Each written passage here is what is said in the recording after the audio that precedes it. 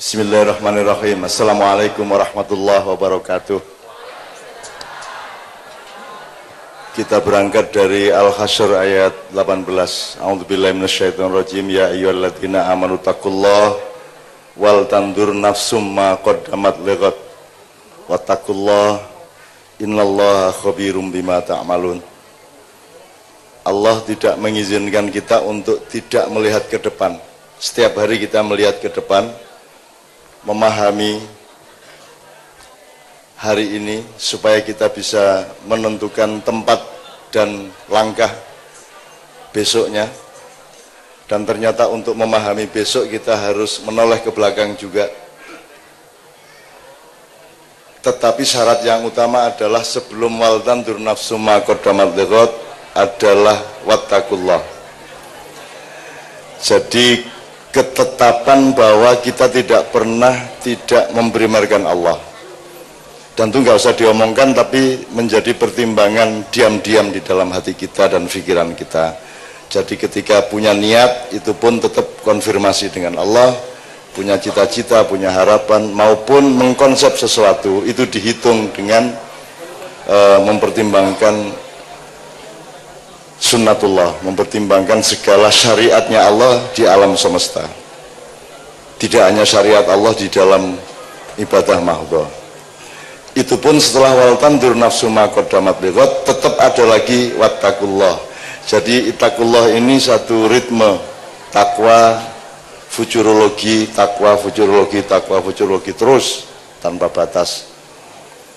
Kalau enggak nanti Allah akan memantulkan kegagalan-kegagalan kita, karena Allah menyebut innallaha khabirum bima ta'malun. Jadi nanti apa yang kita kerjakan oleh Allah dikasih rapot, dikasih resume, dikasih notulensi atau notulasi kalau kata Ustadz Muzamil.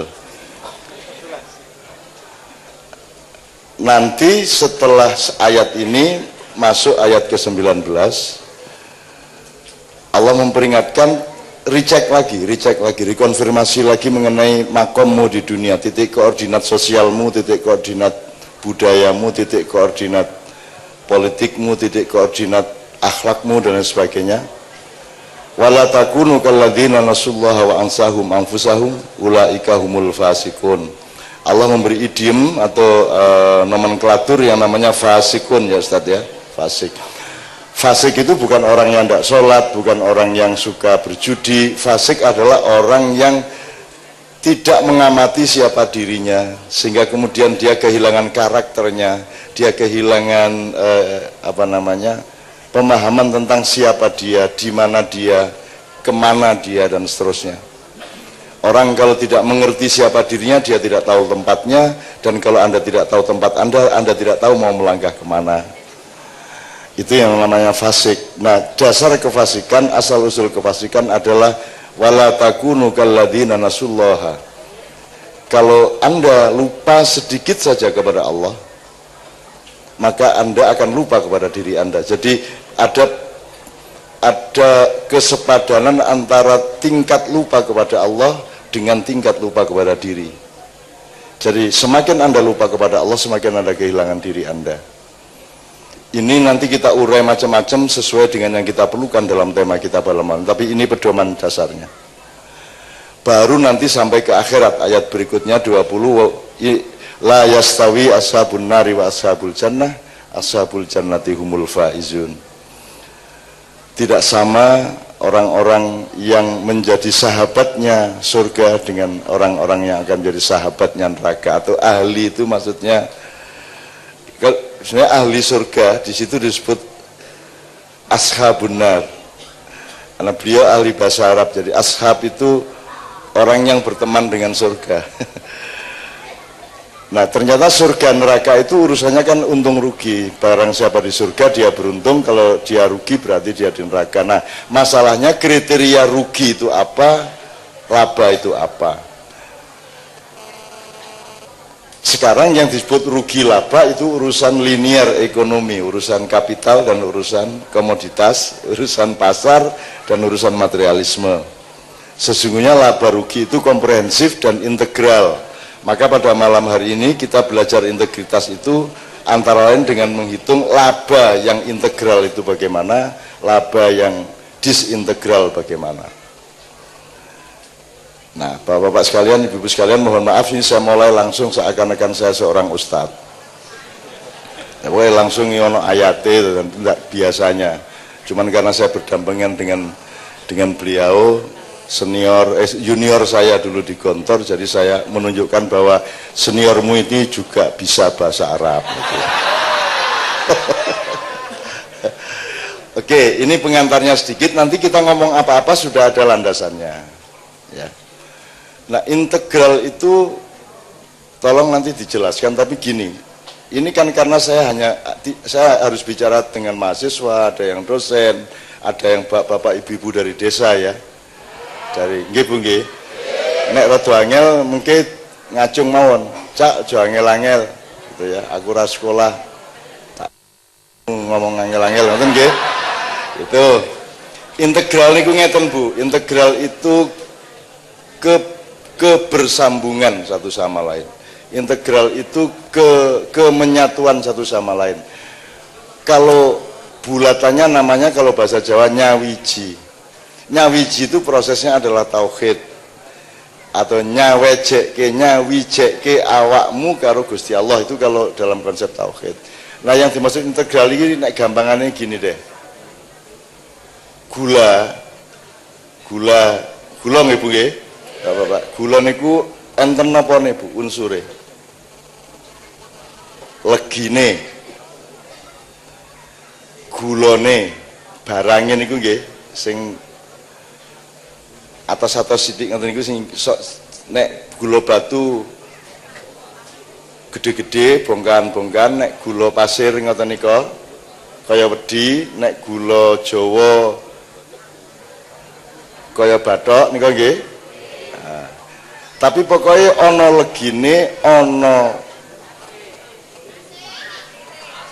barange, terus ana putihe nek gula putih. Terus nek gula Jawa ana coklate. Sekarang ibu-ibu, bapak-bapak, aku jupukke legine gula iso ora? Aja dijupuk gulane, aku njaluk legine tok, iso ora? Kaya ana cah wedok ayu, tolong aku jupukke ayune ning bocahe rasa. Engko ndak maksiat. Aku mung njaluk ayune tok. Ben piye? Ngento-ento. Wah niku nek Kiai Kanjeng jeneng ngento-ento. Bisa enggak wanita cantik diambil cantiknya? Tidak bisa, karena cantik dengan badannya, dengan warnanya, dengan wanginya, dengan hidung mancungnya integral. Integral. Dia berintegritas satu sama lain. Kan gitu ya? Tidak persis integritas dengan integralitas, tidak persis sama, dia cuma berbeda kasusnya saja. Tapi intinya itu tadi. Jadi tolong ke pantai selatan ambilkan ombak dari laut, bisa enggak? Enggak bisa. Ambil ombaknya harus mengambil airnya, betul enggak? Tapi kalau Anda ambil airnya, berombak enggak dia nanti? Ah, ngerti saiki ya, urip iki ngono kuwi. Aja njur kuwe studi Laut Selatan Fakultas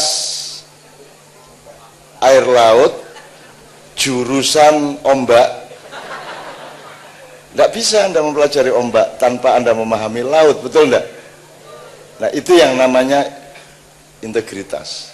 Nah, kalau kita meletakkan diri tidak pada kemenyatuan berbagai unsur tadi itu namanya kehilangan integritas. Itu sholat banyak sih contohnya, gula, laut, apalagi wis wanita cantik. Sholat itu kan ada integritasnya, ada bentuk geraknya, ada apalagi, ada apanya lagi kalau sholat, ada bacaannya. Boleh nggak Anda baca tok nggak gerak? Nggak bisa dong Anda juga gerak tok tanpa membaca. Bahkan kalau diturutin nanti meskipun kamu bergerak sebagaimana syariat mengajarkan, sebagaimana shollu kama ra'aitumuni usolli, tetapi tidak dengan kehusukan, kira-kira Allah menerima apa tidak? Menerima. Oke, berarti dia ada hubungan khusus sama Allah sehingga dia bisa membuka rahasia. Saya tidak mengatakan kita bisa tahu Allah menerima atau tidak, tidak ada yang bisa tahu. Tetapi kita bisa mencapai logikanya dengan amsal atau dengan padanan atau dengan analogi. Analoginya misalnya begini. Anda salaman sama Pak dosen, Pak dosennya nyalami Anda sambil nengok-nengok, ngomong sapa, gimana perasaan Anda? Sakit dan Anda merasa dihormati enggak sama Pak Dekan? Nah, kalau Anda sholat sudah benar bacaannya, gerakannya, menghadapnya juga ke kiblat. Tetapi kalau hatimu tidak konsentrasi kepada Allah, kira-kira Allah gimana? Gitu ya. Padahal di dalam fikih tidak ada syarat. Tidak ada syarat untuk khusyuk, itu tidak ada. Maka sesungguhnya puncak sholat itu bukan syariat. Puncak sholat adalah integritas Anda dengan Allah. Kan gitu? Betul enggak? Tapi aja terus kue dadi wong hakikat, yang penting aku iki terus no tenan ra salat ra masalah ya aja ngono kuwi. Gitu loh. Nek pancen kue terusno aja meneh dikongkon salat 5 waktu. Ambok kon salat tok sepanjang hidup gelem. Ning yo masuk angin gitu. Menang ini sedina 8 jam gitu kan ya. Dan Allah juga memang tidak menyuruh. Berapa sih Allah minta pajak kepada Anda? Anggaplah ibadah itu pajak. Ibu-ibu, sampean anggap ngibadah mahdhah niku rukun Islam niku pajak. Kira-kira berapa persen pajak yang diminta oleh Allah? Misalnya sholat dijupuk waktune wis. Sampean dikai 24 jam, dijaluk setengah jam tinggal sholat ping 5, ngoten nggih? Jadi pirang persen niku? Sing matematik rek. 1/24 kali 100 piro kuwi? Ada 1% enggak? Dari 24 jam barang iki baca. Ora iso ngitung ya pokoknya ya. Wis pokoknya sidik banget gitu ya. Sedikit sekali. Itu pun kita penuhi enggak? Bapak-bapak, ibu-ibu, niku dituruti mboten niku ming jaluk setengah jam niku lho. Mboten blas iki. Gusti Allah ora nesu malah guyu cekikian kuwi malah. Edan cah kuwi malah mboten blas. Sesuk tak jaluk drijine loro lho. Oke. Demikian juga zakat sangat sedikit yang diminta oleh Allah untuk menjadi pajak hidup kita. Saya sebagai Kanjeng itu sebenarnya tidak pernah menagih untuk diakui siapa-siapa dan tidak pernah menganggap diri kita berprestasi, meskipun kita tidak pernah berhenti. Tadi malam kita di Mungkit, tadi siang saya di Sragen, sekarang saya di sini, besok malam kita di JEC dan seterusnya. Pokoknya ninggal anak bojo terus. Itu pun kita tidak menganggap kita berprestasi. Kita ini cuman nyaur utang marang Gusti Allah. Moga-moga diterima, meskipun tidak akan pernah lunas ya Pak ya, tidak pernah lunas utang itu, tapi niatnya cuma begitu Dok. Nah, dengan kita rajin bayar utang, mudah-mudahan Allah ngasih kredit terus gitu loh. Nah gitu ya. Tapi kalau Allah nggak ngasih kredit, ya harus ikhlas ya. Orang Rasulullah ya wis rapopo, wong hae Allah. Jadi katakanlah kalau acara ini ditayangkan di Aswaja, di TV Songo, apa di ADTV, terus nanti ditulis tayangan ini adalah sodakoh Cak Nun Kiai Kanjeng dan jamaah amaknya kepada masyarakat melalui ADTV, jadi sodakoh ya. Ya. Itu pun kene iki wis gelem sedekah lho, artine jan iki bahkan iki aja dibayar lho, nganti ngono kuwi lho. Kaya sugi-sugi ya. Bocah-bocah niki gampang kok niki. Ora perlu sugih untuk senengi gampang banget. Apa saiki saya sudah menemukan cara yang lebih mudah lagi untuk menggembirakan mereka yang di belakang saya. Tak gawani watu wis seneng ora karo Allah. Wah kuwi royoan kaya penjara karo rampok ya lho. Ming watu Mas. Wis alhamdulillah.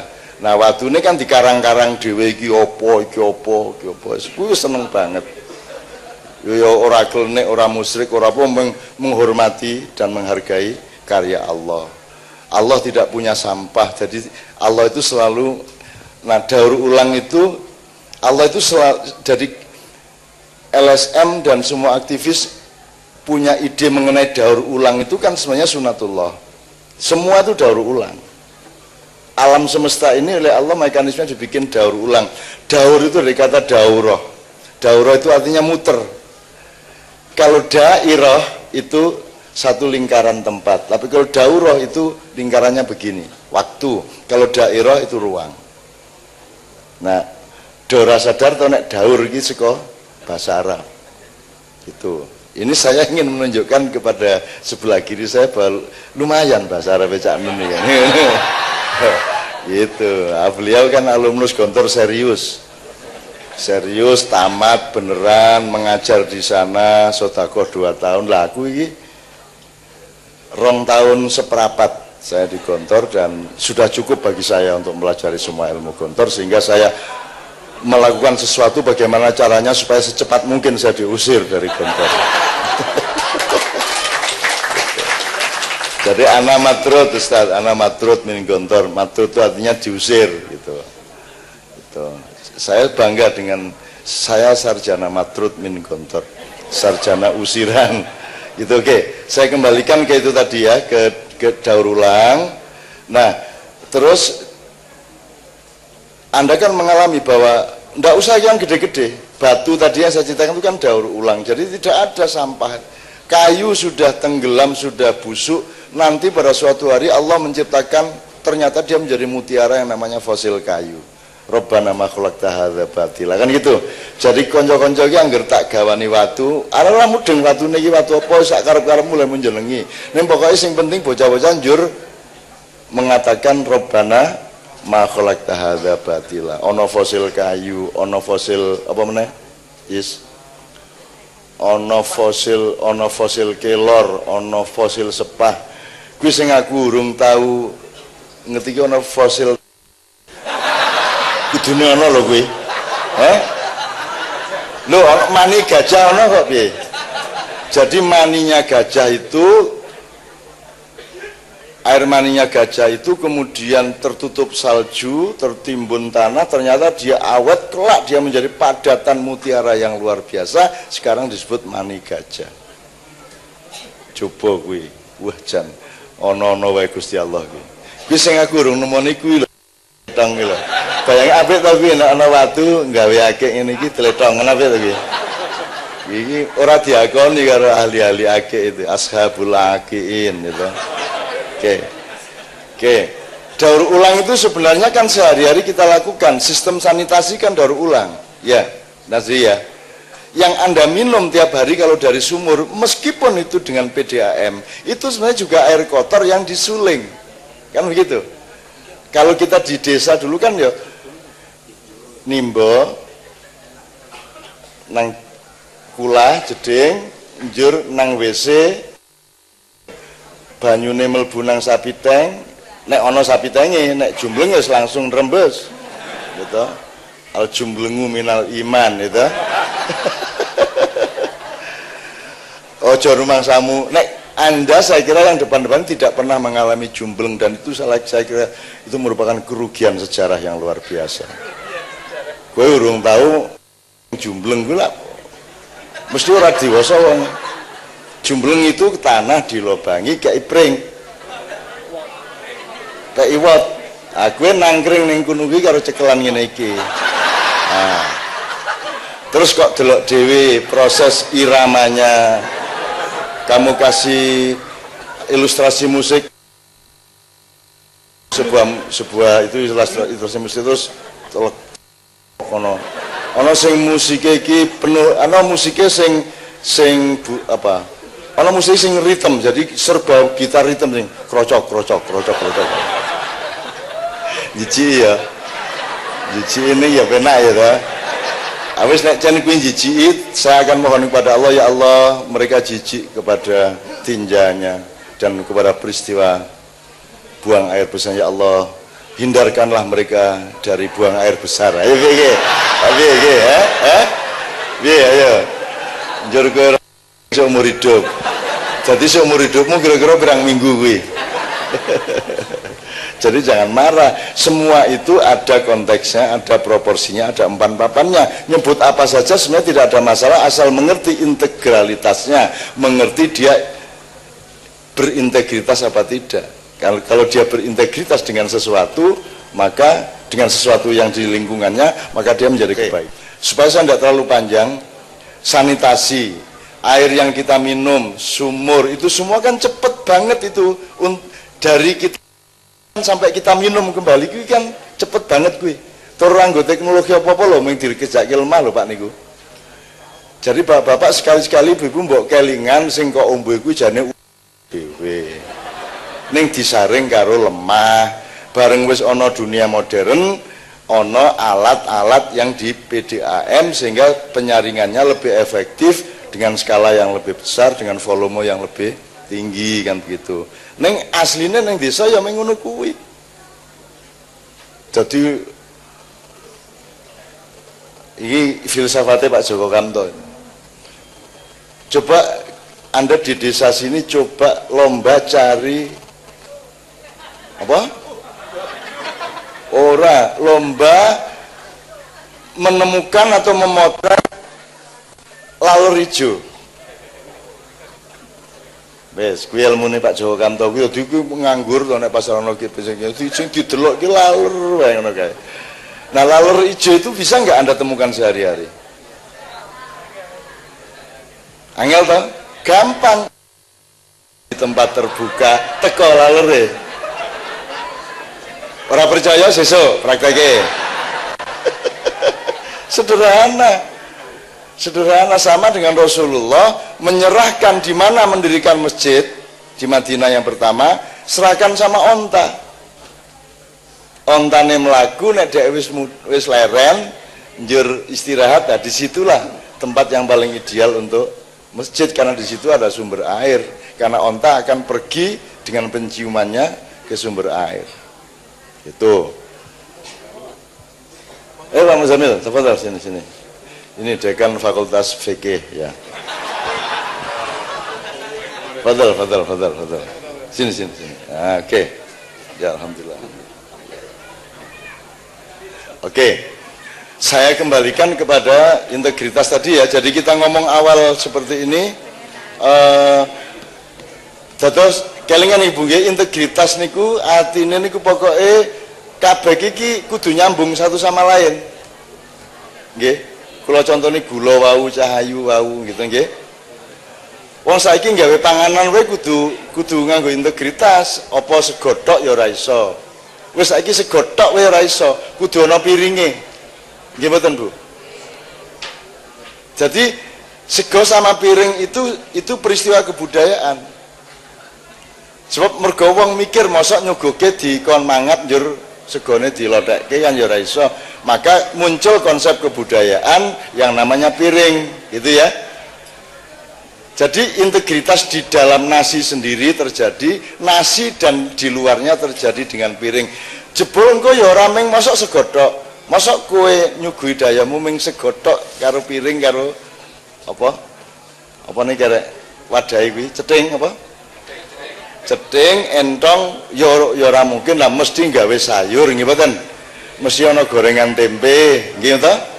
Wis pokoke mbuh apa mbuh wader-wader ning pokoke ana lah gitu. Jadi harus ada integritas antara berbagai urusan dalam hidup. Wis ngerti ya integritas nggih Pak nggih? Dadi janane wong desa iki judule integritas iki janjane yang ngenyek barang. Ge apa integritas ki jare wong-wong kuwi? Kuwi kewan apa ngoten nggih? panganan opo. Oke, nanti kita kembangkan. Setelah kita mengerti prinsip integritas, baru nanti kita terjemahkan, kita proyeksi ke berbagai macam urusan, dari urusan desa sampai urusan negara, sampai urusan kebudayaan, agama, dan seterusnya. Di dalam sholat terdapat peristiwa integritas. Di dalam apa saja terdapat peristiwa integritas. Itu ya. Oke. Nanti kita kembangkannya, tapi kita nyanyi-nyanyi dulu dikit. Sebelum itu,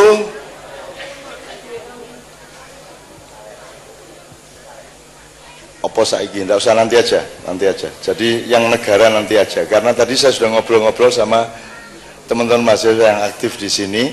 Semuanya ternyata urusannya memang tidak disintegral tadi itu. Ini negara yang disintegral. Tidak ada hubungannya. Jadi uteke karo atine ra ono hubungane. Wong saiki iki negara iki sikil kiwa karo sikil tengen lho ora kompak. Gitu? Balapan disik-disikan. Lah kowe kok wis arep Freeport kok tanda tangane aku urung jelas entuk apa e. Akhirnya sikil sing kiwa kudu ngenteni sikil tengen mlaku iku ora nyerodok, akhirnya tiba to. Kan begitu. Jadi ternyata melangkah saja harus ada integritas. Kan tangannya kan giliran, sikile ya giliran, kan gitu.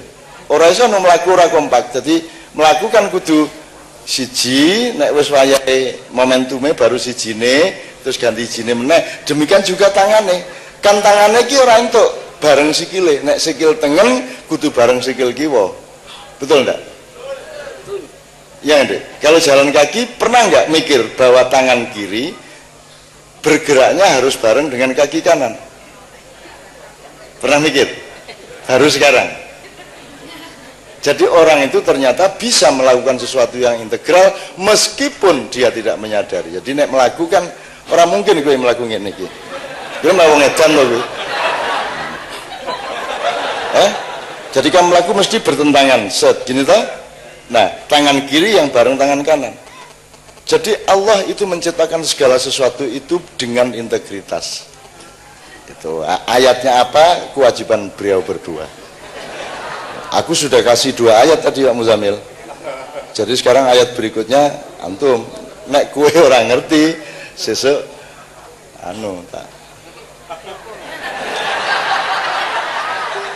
Oke, sekarang ora angel-angel iki urip pisan kok ndadak dijak mikir sing jeru-jeru sing dawa-dawa ombo-ombo ngoten nggih. Ning ora masalah Bu, nanti semua kita omongkan terutama untuk desa ini. Ini kita mengabdi ke sini untuk desa ini. Tolong diwuru isik Bapak-bapak. Di sini ini kan dianggap santri ya ora santri banget. Gitu? Dianggap abangan ya ora. Ning dianggap santri ngajine ya ngono kae ya toh. Gitu. Pujiane ya ora akeh.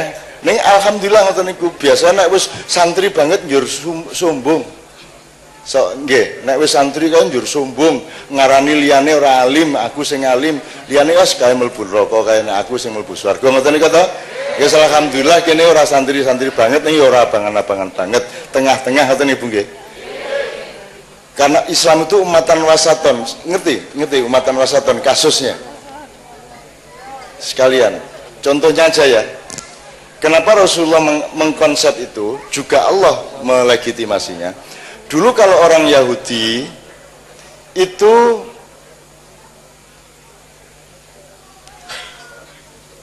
sangat ketat syariatnya. Orang Yahudi, pemeluk agama Yahudi itu harus suci tiap saat, siang malam, jam berapapun. Ibarat orang Islam, kapan ngentut wudu meneh, langsung wudu meneh. Itu jadi orang Yahudi itu suci terus menerus, harus. Sementara orang Kristen, orang Nasrani tidak kenal kesucian. Jadi orang nganggo wudu nang gereja bar ngopo wis ora masalah. Nek wong Islam kan ketara. Bar ngopo lak ketara iki rambutnya teles. Kan ketara kuwi. Karena ada konsep sesuci, ada konsep toharoh. Nah, di Nasrani tidak ada konsep taharoh.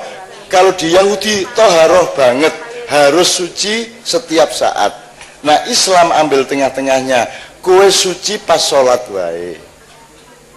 Di luar sholat ora suci rapopo, ngentut ora wudu rapopo. Ning nek arep sholat kudu suci. Bahwa kowe arep tirakat ingin suci setiap saat itu bagus, tapi tidak wajib. Jadi kalau ingin ujiannya lulus, ingin sesuatu tercapai yang baik yang Anda harapkan dan perjuangkan, salah satu caranya adalah jaga kesucianmu siang dan malam. Kapan kamu batal, wudhu lagi. Kapan kamu batal, wudhu lagi. Itu salah satu caranya. Syukur ditambahi puasa. Puasa tidak harus berbentuk seperti Ramadan. Kalau puasa Ramadan tidak bisa ditawar, pokoknya tidak makan dari subuh sampai maghrib. Kalau puasa di luar itu tidak wajib bentuk seperti itu. Tidak begitu tidak apa-apa. Dan urusannya bukan pahala Allah, urusannya adalah memperkuat kita sendiri. Jadi misalnya puasanya, saya puasa macam-macam. Misalnya saya puasa tidak akan melakukan apapun yang tidak diperintahkan oleh Allah. Saya tidak akan menjabat apapun kecuali yang Allah menyuruh dan melantiknya. Misalnya gitu. Kok tawari apa wae aku ora gelem, kejaba kuwi Gusti Allah sing ngongkon. Itu kan poso pol kuwi. Termasuk bojoe ora arep golek gitu. Nek dikai tak terima. Kei wasip yes, gitu. Tuh dan seterusnya. Terus poso juga bisa macam-macam. Wah, aku jan seneng tenan aku karo tongseng iki. Nah, Anda bisa puasa seng tongseng, aku iki seneng karo kowe ning aja rumangsamu aku dadi budakmu ya, Seng. Kowe ra tak pangan 3 sasi arep ngopo kowe? Nah, 3 bulan ndak makan tongseng gitu. Kalau Anda sering melakukan ide-ide puasa seperti itu, Anda akan menjadi pejuang, Anda akan menjadi orang yang tangguh. Tentukan apa, terserah. Tapi jangan meminta pahala, jangan meminta bahwa itu pahalanya sama dengan puasa Ramadan. Enggak ada urusan pahala. Urusannya saya memperkuat diri saya membereskan mental saya merevolusi akhlak saya dan ketangguhan hidup saya. Ngono rek. Oke. Tentukan puasa, misalnya puasa tidak ngomong. Kuwi apik banget kuwi. Kuwi apal ngabot kuwi. Bayangin kamu kuliah ke kampus tiap hari tapi tidak bicara, wis nek kuat kowe. Wis mesti batal kowe. Wong sing mubeng beteng setahun pisan kuwi lho. Kuwi lak kudu meneng cepak. Engko ning dalan ki wis asik kae, wis karo wiritan mbok apa kae. Wiritan Allahumma kualat, Allahumma kualat, Allahumma kualat. Terus engko ana sing bengok, "Kang, jam piro, Kang?" 1:30. Wah, batal bali meneh kan gitu. Jadi puasa yang paling berat itu puasa mulut. Kalau puasa tidak makan itu tersiksa tapi kuat. Puasa tidak tidur itu berat tapi tidak ada masalah, bisa. Tapi kalau puasa tidak bicara, aku angel to kuwi. Angel kuwi engko nek sing nakoni dekan piye? Aku jadi puasa bicara. Jadi kalau Anda bisa tidak bicara 40 hari 40 malam termasuk orang lindur loh ya, itu Anda akan diberi karomah oleh Allah SWT insyaallah, karena tingkat kualitas softwarenya meningkat luar biasa. Maka Anda punya hak untuk mendapatkan aplikasi dari Allah. Jadi nanti dikasih aplikasi. Mulai dicoba besok ya. Sing anyel gue nek di termasuk bahasa bicara orang untuk WA, orang untuk SMS. Kuat gue. Orang untuk nggak status. Aku ora kuat gue. Gitu. Mulane aku ora tahu orang duwe FB, orang duwe Twitter gue ya poso gue. Gue poso. Abot jane orang duwe FB gue. Ini aku mau nggak FB. Dan saya puasa tidak pernah menjawab semua, tidak pernah membela diri terhadap apapun serangan kepada saya. Saya tidak akan menjawab, saya tidak akan membela diri. Gitu. Kalau saya melakukan sesuatu karena saya ingin melakukan sesuatu, tidak dalam rangka membela diri saya. Kalau nama baik saya dijelek-jelekan, saya tidak masalah dan saya tidak akan memperbaiki nama saya. Kalau orang tanya sama Cak, kok nama baik sampean dirugikan sing duwe nama baik ya sapa? Aku gak duwe nama baik. Wong Allah saja diserang kok. Nabi Muhammad saja difitnah, apalagi saya. Sudah sepantasnya saya difitnah orang. Semakin aku difitnah, semakin Kanjeng Nabi sayang sama saya. Mesake bocah kae, nasibe kok kaya aku, kan begitu kan? Kalau saya begitu, jenenge apik tenan iku. Selo pamioro apik tenan iku. Mungkin kula selidiki niku. Sapa sing biyen gawe? So jeneng apik tenan ning Jawa Tengah iki jeneng apik-apik, desa ana pedomane apa jenenge jargone Praja Taman Sari banget ten apik tenan. Desa ten Jombang niku ya Allah. Desa kula niku Mentura, ora cetha to artine. Terus pedukuane Semping. Apa kuwi Semping? Itu sampean ke Jombang ke desa saya itu desanya Mentura.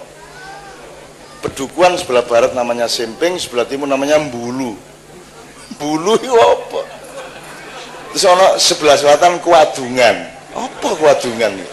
Nganti saiki ora iso didolek iki apa Kuadungan. Sak yang bisa cuman Swideng tok. Swideng itu sebelah timur.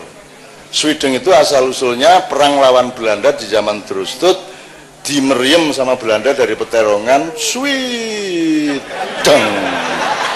Akhirnya yang kena meriam itu disebut desa Swideng. Nah, itu yang jelas.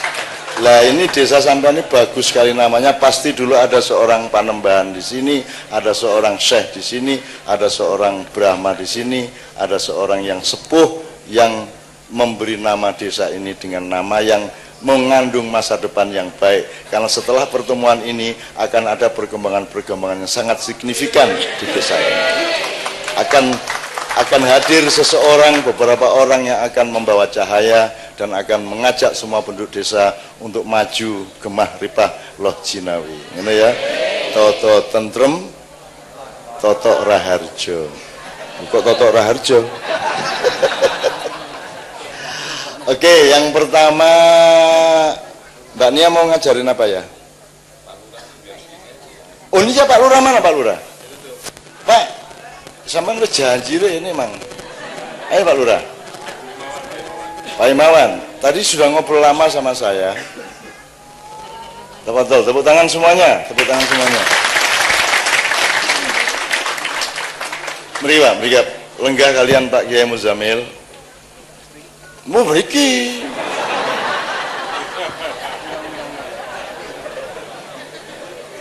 Aku lungguh kene rumangsane hormat nang aku arep nyunat aku lho kuwi jenenge. Bul calak wajan. Lalu lungguh kula ngeten nek tunjur ning kono iki karepe piye? Seneng banget itu. Seneng banget. Wis ngrungokke mau bengi. Jawabe yo ben. Tanggal piro wae sing penting aku tresno karo Kanjeng Nabi, tak ulang tahuni sak karep-karepku sak kober-koberku, ngoten nggih. Apa ya kudu pas dinone? Ayo ora. Mbah kita lahir tahun berapa terus kita ingin mengenang sak tanggal-tanggale ya ora apa-apa to. Ora masalah, ora kudu persis wektune. Ora ngerti aja meneh kok Kanjeng Nabi kadoan Mbah. Bapak lahir tahun pinten? Pak sampean. Ngertos Pak, Bapak nggih. Lah, ora ngerti to? Aku arep golek lahir Kanjeng Nabi wong bapake dhewe ora ngerti tanggal pira. Dadi ten KTP niku mengarang to Pak nggih. Ane ya ora apa-apa to, ora ngerti ora apa-apa to. Ora apa-apa Nabi Adam tanggal pira lahire. Ayo piye? Umur ono tahun, ono tanggal, ono dina. Wong saiki uwel banget. Nah, makanya gini, sambil menunggu beliau, Pak Dekan mana Pak Dekan? Tafadhol Amam Ustaz. Naam. Oke. Kilahuma fil mahad kadzalik ya. La yafamu. They don't understand. Kulin. Gayane. Aku yang mengapal sak potong kuwi. Gini, Pak, saiki ngene.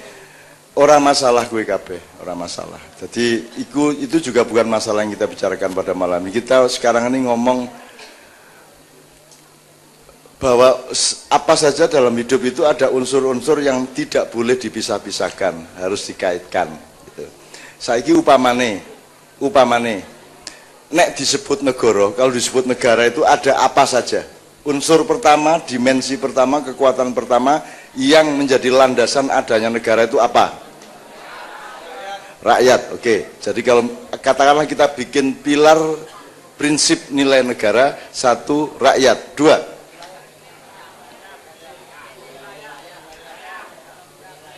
oke wilayah. Gini, tanah airnya sudah jelas, ya. Kita punya tanah, punya air, teritorial jelas, maka bikin negara. Nah, dalam negara itu jangan dipikirkan lagi tanah dan air. Ini maksud saya. Meskipun tetap dalam konsep yang lain tetap kita omongkan itu, tapi maksud saya dalam hal ini adalah ini kita sudah jelas punya tanah, punya pulau, punya laut, terus kita bikin negara bareng-bareng. Nah, dalam negara yang kita bikin itu apa saja subjeknya atau dimensinya atau unsurnya? Pertama rakyat, kedua oke, sekarang gini. Oke, saya mengerti itu juga benar. Yang saya maksud agak lebih spesifik, yaitu potensinya. Potensinya itu apa saja? Nah, supaya nanti pemerintahannya bisa ini itu kalau kita menyadari potensi-potensinya. Jadi pertama kekuatan rakyat, yaitu otoritas utama, otoritas paling mendasar. Itu bisa berlaku untuk kerajaan, bisa berlaku untuk demokrasi. Demokrasi itu kekuatan utamanya adalah rakyat. Oke. Di dalam rakyat ini nanti ada unsur-unsur. Apa saja? Di antara rakyat itu ada yang bagian menjaga tanah air. Katakanlah tentara rakyat, ini ya. Nah, tentara rakyat. Oke.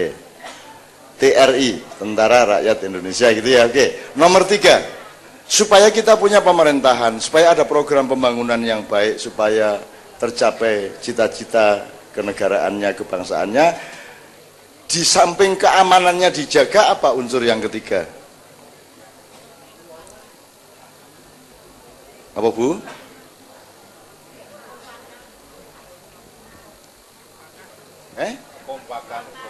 Kekompakan antara siapa? Rakyat dengan? Lah pemimpinnya belum disebut tadi. Gue nek wis cetha kabeh misalnya kompak antarane legi karo gula karo putih. Kekompakan antara ombak dengan air dengan lautan, gitu ya. Nah, disebut dulu unsurnya Bu. Kompak antara siapa? Nek bebojoan kan kudu kompak lho, sik. Orang di bojo kompak. Mam kompak mam, mungkin secak dereng ya kan gitu. Kompak karo sapa ya karo awake dhewe kan gitu. Jadi ini kita sebut unsurnya dulu. Gini aja, saya shortcut aja. Kan selama ini ada pilar NKRI. Selama ini apa pilar NKRI Mas? Pancasila, Undang-Undang Dasar 45, terus Bhinneka Tunggal Ika, terus NKRI. Iki nyenengke iki. Iki bentuk otaknya itu menyenangkan. Sik. Oh, dadi nek Bhinneka Tunggal Ika dudu NKRI.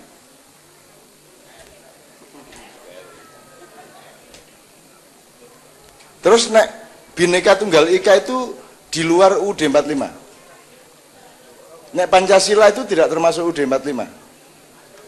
Termasuk. Jadi gimana? Kalau kebun itu kan ada tanahnya, ada pohonnya gitu ya. Ada airnya. Apakah terus kita tambah ada pohonnya, ada cabangnya, ada daunnya? Ini namanya konfigurasi. Konfigurasi berpikir akademis. Nah, potensi yang saya maksud begini, ono rakyate, pilar pertama, terus ada penjaga rakyatnya, tentara. Ini berdirinya NKRI dulu begitu. Nomor 3, ada kaum intelektual, orang yang memikirkannya, yaitu potensi intelektualnya. Jadi kelas menengah intelektual, orang-orang terpelajar. Nomor 3. Nomor 4, nomor 3 ya. Nomor 4 sama nomor 5 apa? Kalau kita sebut 5. Yang paling utama ada di Indonesia itu kekuatan apa? Kebudayaan, kemudian agama. Kalau kita lengkapi, Yang keempat adalah kebudayaan, adat istiadat, keraton dan kebudayaan. Nomor 5 adalah agama dan spiritualitas atau kebatinan. Kebatinan jangan dianggap kelompok, kebatinan sebagai satu nomenklatur untuk menyebut dimensi-dimensi rohania. Gitu. Nah sekarang selama ini kalau orde lama zaman Bung Karno itu yang berkuasa yang mana di antara 5 itu?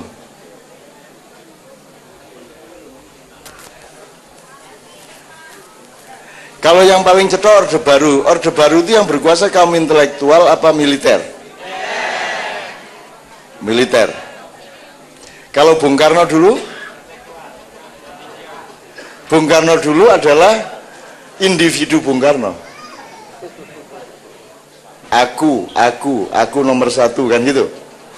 Jadi pokoknya semua taat sama Bung Karno. Di zaman Orde Baru, kaum intelektual saat taat sama militer. Ya Pak ya? Semua yang lain, agama taat sama militer, pekerja agama taat sama militer, pekerja kebudayaan taat sama militer. Di zaman reformasi, yang berkuasa siapa sekarang? Rakyat. Benar. Enggak, ragu-ragu dewe kan. Dapurane rakyat kok berkuasa. Yang berkuasa sekarang adalah lalu lintas dan wacana-wacana kaum intelektual. Siapapun yang berlaku tapi dominasinya kaum intelektual. Nah, kaum intelektual ini memperhatikan kebudayaan enggak? Kaum intelektual yang berkuasa memperhatikan agama apa tidak? Memperhatikan untuk ditunggangi, untuk dimanfaatkan.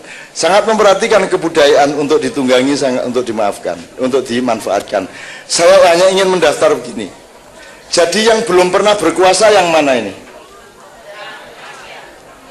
Nomor 1, nomor 4 dan nomor 5, betul enggak? Nomor 4, nomor 5 enggak pernah berkuasa. Artinya tidak pernah menjadi pertimbangan utama. Jadi integritas yang kita bangun di Indonesia ini mengutamakan kekuatan militer dan kepandaian pikiran. Tidak mengutamakan hati dan kebudayaan dan tidak mengutamakan agama dan ketuhanan. Padahal sila pertama adalah Tuhan Yang Maha Esa. Nah, yang disebut integritas adalah kalau ada keseimbangan antara 5 itu ya. Nah, kalau mau ngomong seimbang nomor 5 itu sebenarnya yang paling primer yang mana?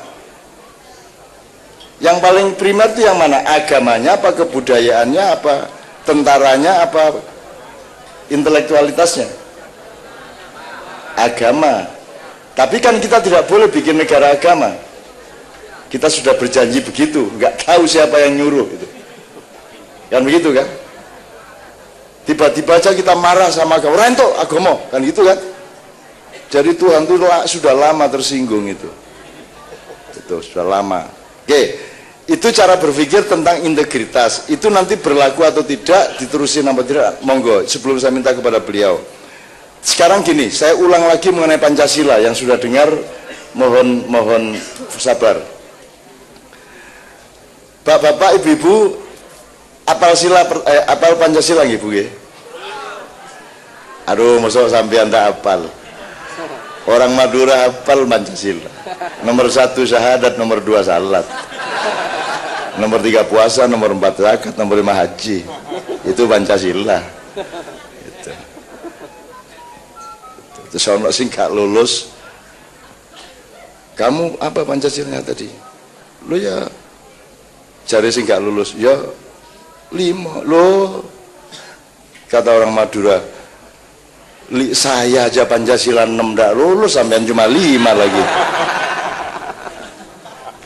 Aku seneng nana orang Madura, seneng aku sebagai gudo-gudoan. Karena mereka ini ya Allah, orang Madura itu sangat senang sama saya. Karena kalau kata, sampai sudah dengar Pak, kita tuh senang sama pengajiannya Cak Nun itu, soalnya suka. Ya weh, seneng banget di bang wedok-wedok ya. Pak. Oke, Pancasila. Pancasila itu jejer, integral atau urutan dialektika, bukan apa namanya, proses perjuangan. Gini aja, jejer apa urut? Urut. Oke, kalau urut berarti berkala, betul enggak? Kalau jejer bareng. Oke.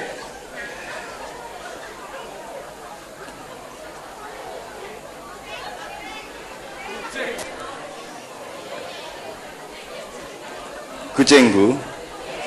Nggih mboten napa lah sok ya sok nek bengi-bengi ya do. Ning rada kegedean mesti kucinge kuwi. Oke.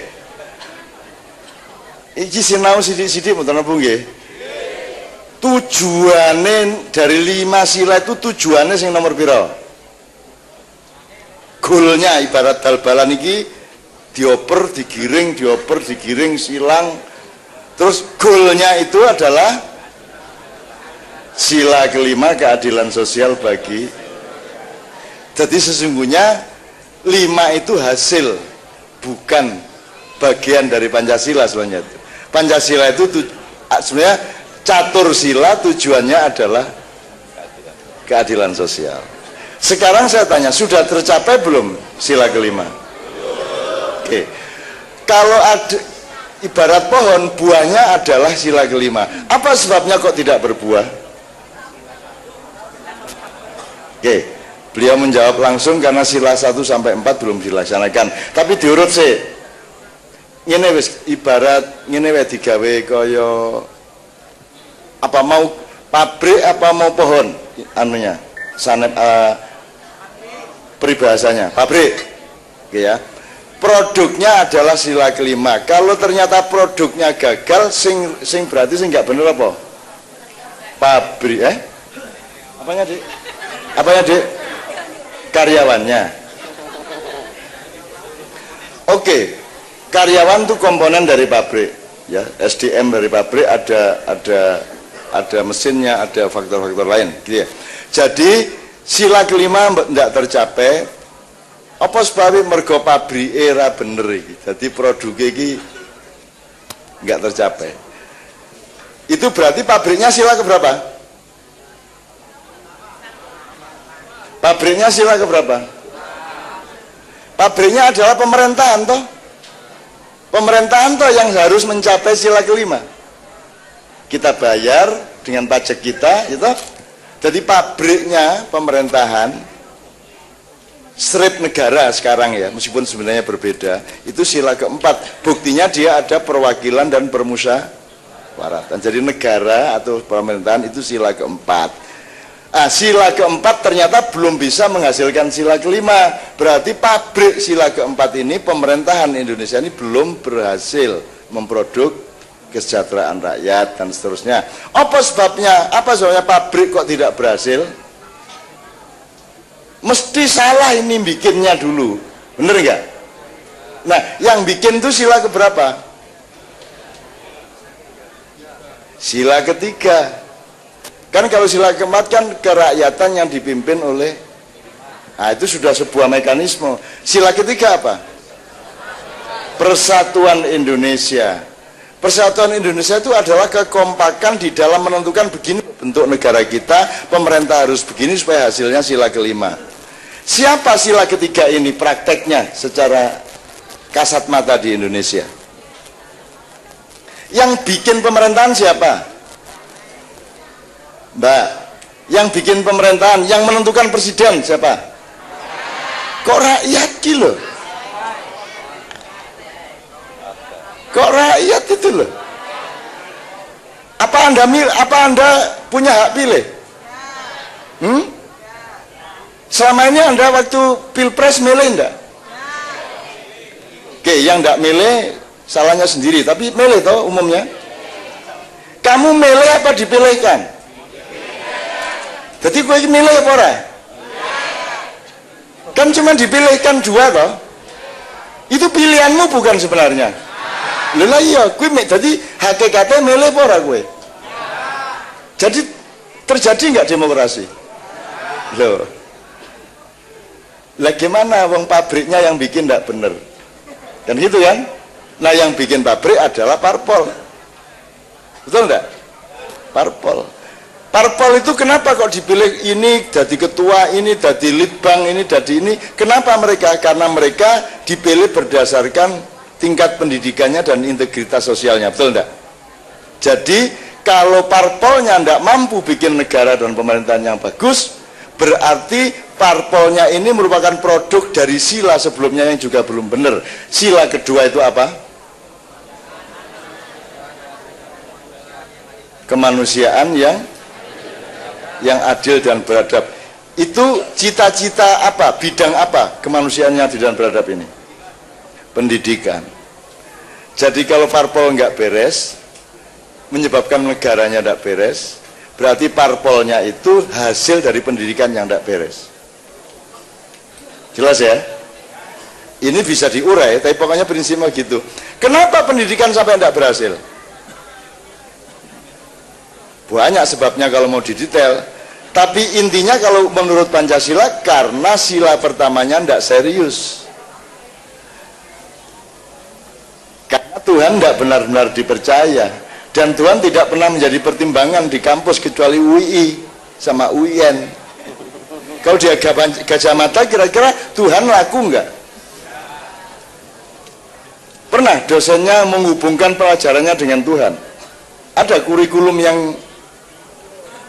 ini si Nazri ini dari UI, fakultas apa Nazri? Teknik. Ini kembali ke problem mendasar. Teknik itu sudah kita simpulkan di dalam diskusi kita yang kemarin bahwa teknik itu adalah pelajaran agama. Kan gitu kan?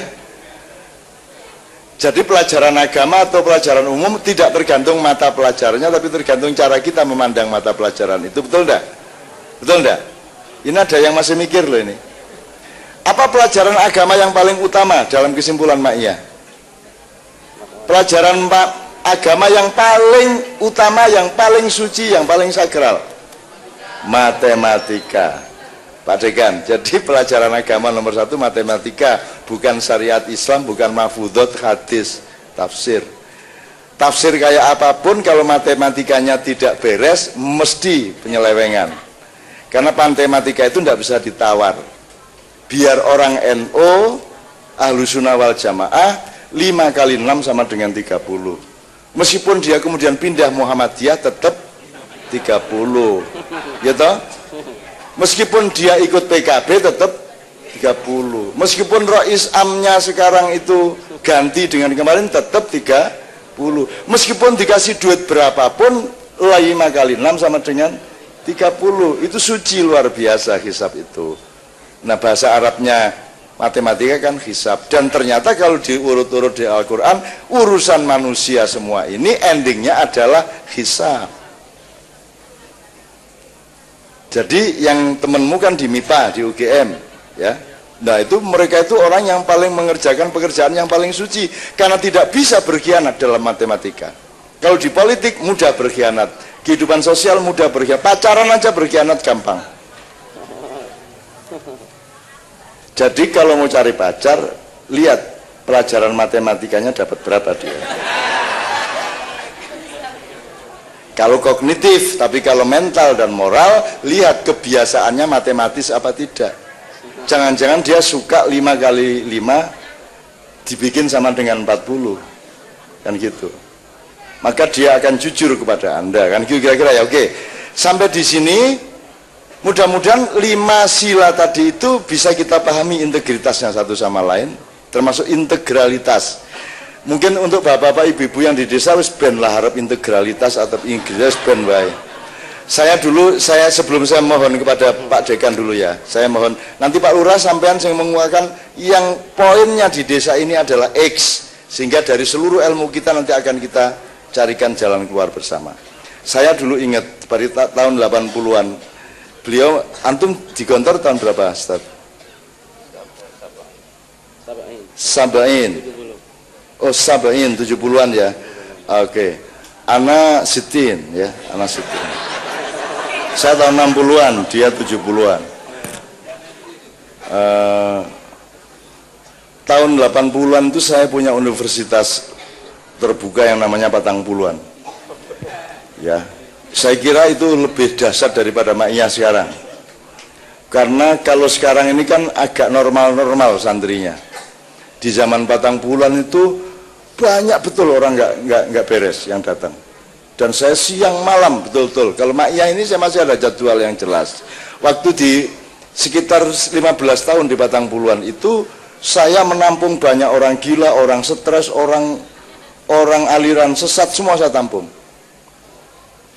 Misalnya aliran sesat itu sholatnya tidak seperti Rasulullah, sholatnya berdasarkan tafsir dia terhadap Al-Quran. Dari Al-Quran itu kan di Quran banyak disebut angin yang berhembus, laut yang luas, maka dia sholatnya berdasarkan gelombang laut dan angin yang berhembus. Jadi nak sembayangku sak kamar entek mas, Allahu Akbar, Melayu Allah, Sami Allah liman hamidah, wah kebak yuk. Akhirnya dia di blacklist. Anda pernah dengar zaman dulu ada film Ali Topan Anak Jalanan. Nah penciptanya itu, pengarangnya itu pakai aliran seperti itu yang dikarang sendiri, sehingga dia di filmnya dipotong, namanya nggak boleh dimuat di koran, semua mengusir dia. Saya satu-satunya tempat yang bisa menerima dia, jadi dia tinggal di rumah saya. Kemudian saya juga tidak marah sama dia, alirannya mau sesat mau tidak sesat, mau gak karepmu, sembayango di kamar saya tutup pintunya supaya tidak kelihatan tetangga. Jadi kalau sholat gitu, waduh serem ini. Dan dia ceramah terus tiap hari kepada saya. Gini loh, Cak, Islam itu gini loh, kan Quran begini-gini. Yo tak rungokno. Saya sangat tahan berpuasa.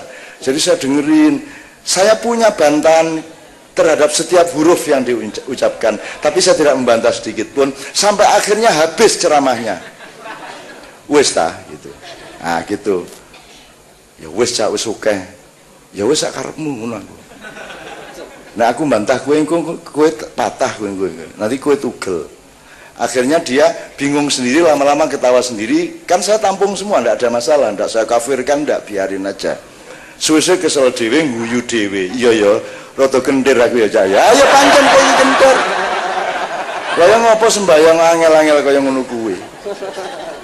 Nah, ada macam-macam lah orang gila datang apa semua, dan makanya Kiai Kanjeng sangat senang kalau ada orang gila, sehingga kalau desa tidak ada yang gila itu kurang menarik sebenarnya. Ternyata yang gila lurahnya, alhamdulillah. Gitu, kendel. Lumayan nih. Oke. Nah, kenapa saya ceritakan Patang Puluhan gini Bapak sekalian, karena dulu Marquesot itu tinggal di Patang Puluhan 2 tahun. Kalau Anda pernah baca buku saya Marquesot, itu bukan karangan saya, itu ada beneran yang namanya Marquesot itu. Terus hidup di Patang Puluhan bersama Kiai Totok Raharjo itu di rumah saya di Patang Puluhan itu. Dan Marquesot itu di situ juga banyak aktivis ya. Sejak itulah saya berkaitan dengan Fakultas Hukum, Pak. Jadi teman-teman aktivis Fakultas Hukum itu sering ke tempat saya, lama-lama 4 orang tinggal di rumah saya. Itu zamannya Yono, Imam, Majid dan seterusnya, tinggal di rumah saya. Nah terus sering ada diskusi kelompok, diskusi intelektual. Jadi struktur sosial ini, wes ngono iku arek ngomong, nek wis Marquesot teko, Marquesot itu dia buka bengkel. Kalau Marquesot datang langsung dibantah sama Marquesot. Marquesot itu orang orisinal, orang desa, enggak sekolah tapi filosof, tapi pinter, dan ngomongnya semau-mau dia. Bahasanya juga, kosakatanya pun semau-mau dia. Kalau dia bilang aku cemburui, itu maksudnya curiga. Kon aku tak kandani gak ngaku, itu maksudnya tak kandani kok ora percaya. Ini kalau bahasa dia tak kandani kok gak ngaku kan gitu. Jadi dia bikin kosakata sendiri. Jadi begitu anak-anak diskusi, begitu Marquesot datang, sudah kacau sudah. Gak iso jari sopo, gak ngono iku urip iku. Itu kan mahasiswa jadi mandek cep. Udah nggak berani ngomong, ada Marquesot yang kalau diomong ini orang nggak ngerti apa-apa, bahasa Indonesia nggak beres, ngomongnya semau-maunya, jadi mahasiswa susah ini, orang bodoh satu ini susah gitu kan. Tapi pokoknya begitu ada Marquesot, diskusi mandek.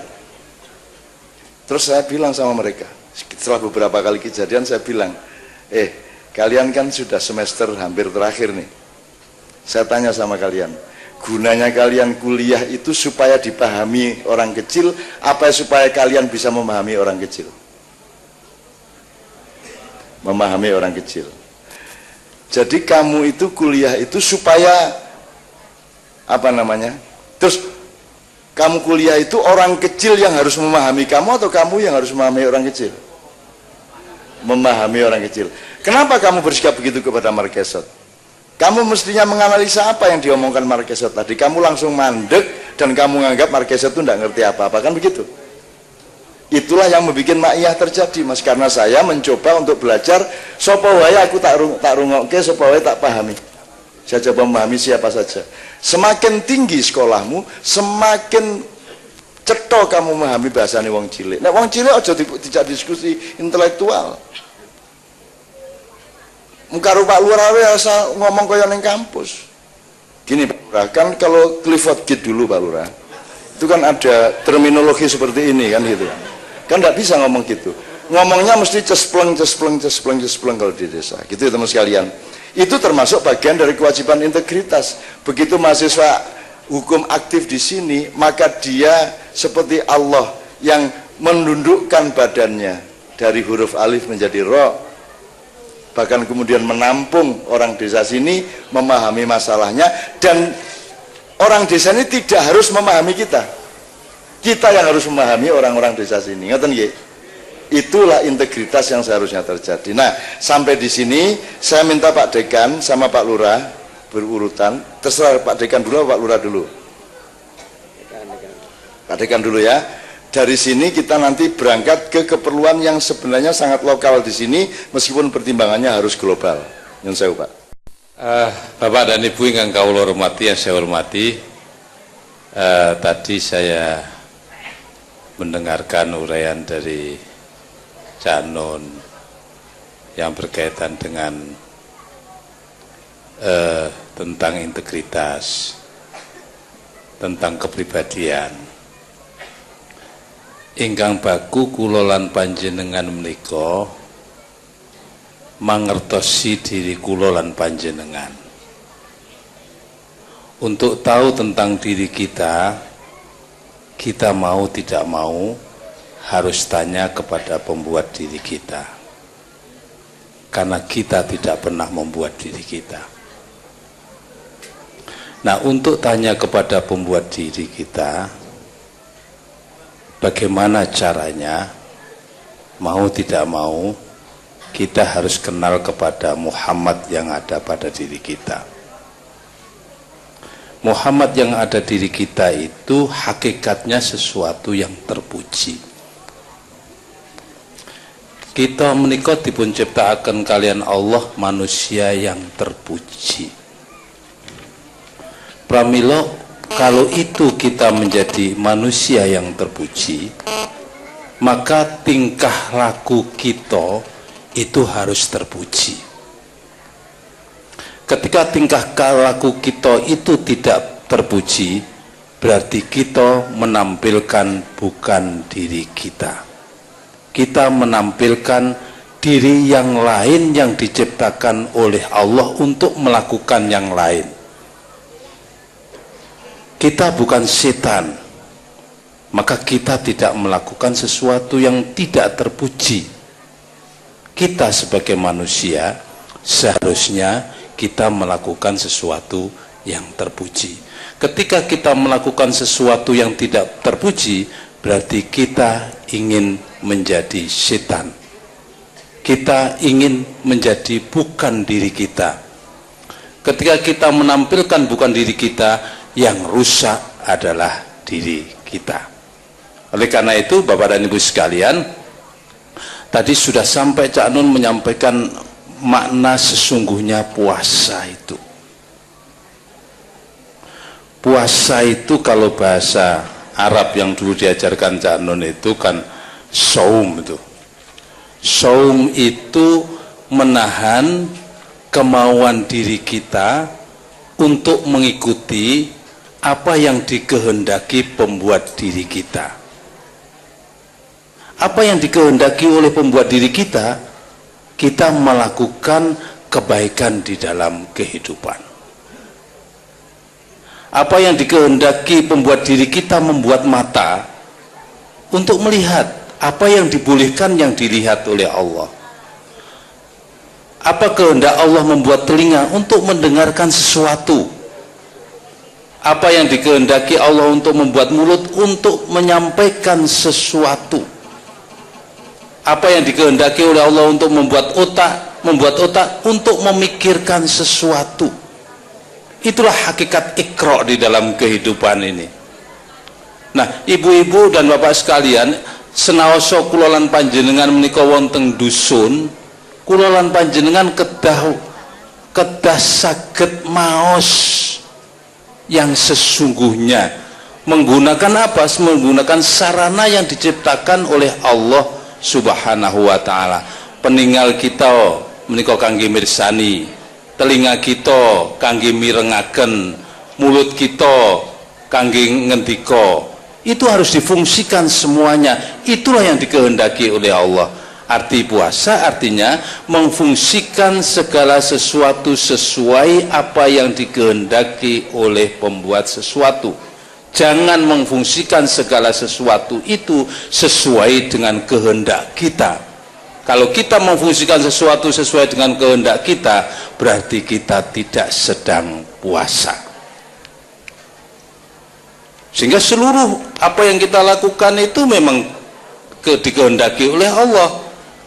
Bapak Ibu lenggah wonten mriku nggih, Allah memang menghendaki itu. Saya dengan Cak Nun dan Pak Lurah ada di sini, itu memang dikehendaki oleh Allah. Kita fungsikan keberadaan kita sekarang sesuai dengan apa yang dikehendaki oleh Allah Subhanahu wa taala. Itu bagian dari integritas yang harus ada pada diri kita. Sehingga kita harus menyayangi semuanya. Kita tidak boleh membenci semuanya. Kalau kita membenci yang lain, sama saja kita membenci diri kita. Padahal kita memang oleh Allah diadakan untuk bersama-sama dengan yang lain. Kalau kita sadari itu semuanya, maka di antara kita menjadi rukun. Seperti dalam Al-Quran, kalbunyan marsus yasuddu ba'duhum ba'do, seperti bangunan yang kokoh yang saling memperkokoh. Itulah persatuan. Kalau kita sudah bersatu bersama-sama, kita mau apa tadi yang terakhir tadi? Itu insya Allah akan dimudahkan oleh Allah Subhanahu wa taala. Kalau sekarang seperti ini, bahwa dusun ini sekarang masih kados makaten, persatuan kita menika dereng sae, dereng kiat. Tapi kalau persatuan di dusun menika kiat dan melaksanakan ajaran Allah, itu berarti akan dimudahkan Pak Lurah nanti. Kan ngendikane Gusti Allah, laukana ahlal qura amanu wattaqau lafatahna barakatim minas samawati wal ard. Kalau orang itu, kampung itu beriman dan bertakwa, artinya melakukan apa yang seharusnya dilakukan dan meninggalkan apa yang seharusnya ditinggalkan, maka barokah dari langit itu akan diturunkan oleh Allah. Sehingga selo napa Pak jenenge? Selo pamioro. Selo menika watu, hajar. Menawi wonten Mekah nama Hajar Aswad. Mergo hitam. Makanya pakaiannya Cak Nun ini rombongannya hitam semua nih. Hajar Aswad. Nahnu itu min hajar, kita ini semuanya dari batu, tapi batu kecil gitu. Kemudian ini sebenarnya batu. Pamioro itu ditoto ning rapi, diatur tapi rapi. Kalau itu diatur dengan rapi, aturan sesuai dengan ilmunya, maka si batu itu akan menjadi kuat. Itulah yang dikatakan oleh Allah kaljibal, seperti bukit. Sehingga ketika di atas bukit itu kemudian ada Quran, diturunkan Quran. Saya meneruskan ayatnya Cak Nun tadi. Lau anzalna hadzal Quran ala jabalin la ra'aitahu khashi'an mutasaddian min khasyatillah wa tilka amsalun nadribu linnas la'allahum yatafakkarun. Kalau Al-Qur'an itu diturunkan pada jibal, bukit, lau anzalna hadzal Qur'an jibal lau anzalna hadzal Qur'an ala jabal la ra'aitahu khashi'an, kamu akan melihat itu akan tunduk. semuanya akan tunduk. Khasyian mutasaddian min khasyatillah, takutnya kepada Allah, bukan takutnya kepada manusia, takutnya kepada Allah, min khasyatillah. Wa tilka amsalun nadribul, itulah sebenarnya perumpamaan yang dikehendaki oleh Allah untuk manusia, la'allahum yatafakkarun. Jadi silom nih Pak, silo kalau sudah tumoto kalau bau ditoto rapi dengan menggunakan ilmu toto, sing kagungan ilmu ya sing sonoto, sing kagungan ilmu itu ya Gusti Allah yang punya ilmu. Kita jangan sampai mengeklaim kita punya ilmu. Jangankan ilmu diri kita pun bukan punyaan kita. Kita tidak punya apa-apa. Kita bukan apa-apa di hadapan Allah itu. Makanya kalau kita sudah merasa bodoh di hadapan yang maha pandai, nanti akan dipandaikan oleh yang maha pandai. Kalau merasa lemah di hadapan yang maha kuat, akan dikuatkan oleh yang maha kuat. Kalau merasa miskin di hadapan yang maha kaya, akan dikayakan oleh yang maha kaya. Ini yang seharusnya di dusun ini, di Silom niko, menawi dusun Silom nangke kalian Pak Lurah menika betul-betul itu melaksanakan apa yang diperintahkan oleh Allah, atau melaksanakan apa ingkang harus kita laksanakan, insya Allah dusun menika mangke badhe gemah ripah loh jinawi. Wah nek kita hanya nambah ini Cak Nun, nambah sedikit. Tepuk tangan semuanya. Oke, kita tuntaskan dengan Pak Lurah, kemudian 2 nomor musik. Ini masih tahan, masih bisa terus Bu. Dituntaskan ya Bu ya. Nanti Pak Muzamil akan memberi kunci-kunci integritas yang mendasar di dalam Islam. Sebelumnya seperti yang disebut Pak Dekan tadi, saya ingin ngenah kewai. Jadi nanti Pak Muzamil berikut menjelaskan bedanya saum sama siam. Jadi Anda melakukan 2 hal. Siam itu ketika kita bersama-sama menjalankan ibadah mahdhah. Tapi kalau saum itu puasa yang kamu maksudkan untuk dirimu sendiri, untuk penguatan diri. Nah tadi puasa yang saya sebut tadi, itu kuncinya adalah, ini sebenarnya proses pendewasaan. Kalau Anda tidak dewasa, Anda ada gunanya hidup ini. Jadi, orang dewasa adalah orang yang tidak kanak-kanak. Kalau kanak-kanak itu adalah orang yang melakukan apa saja yang dia inginkan. Tapi kalau orang dewasa mempertimbangkan apa yang akan dia lakukan dan yang tidak dia lakukan. Maka cara berpuasanya adalah ada saat-saat di mana Anda harus berani melakukan sesuatu yang sebenarnya Anda tidak senang. Atau Anda berani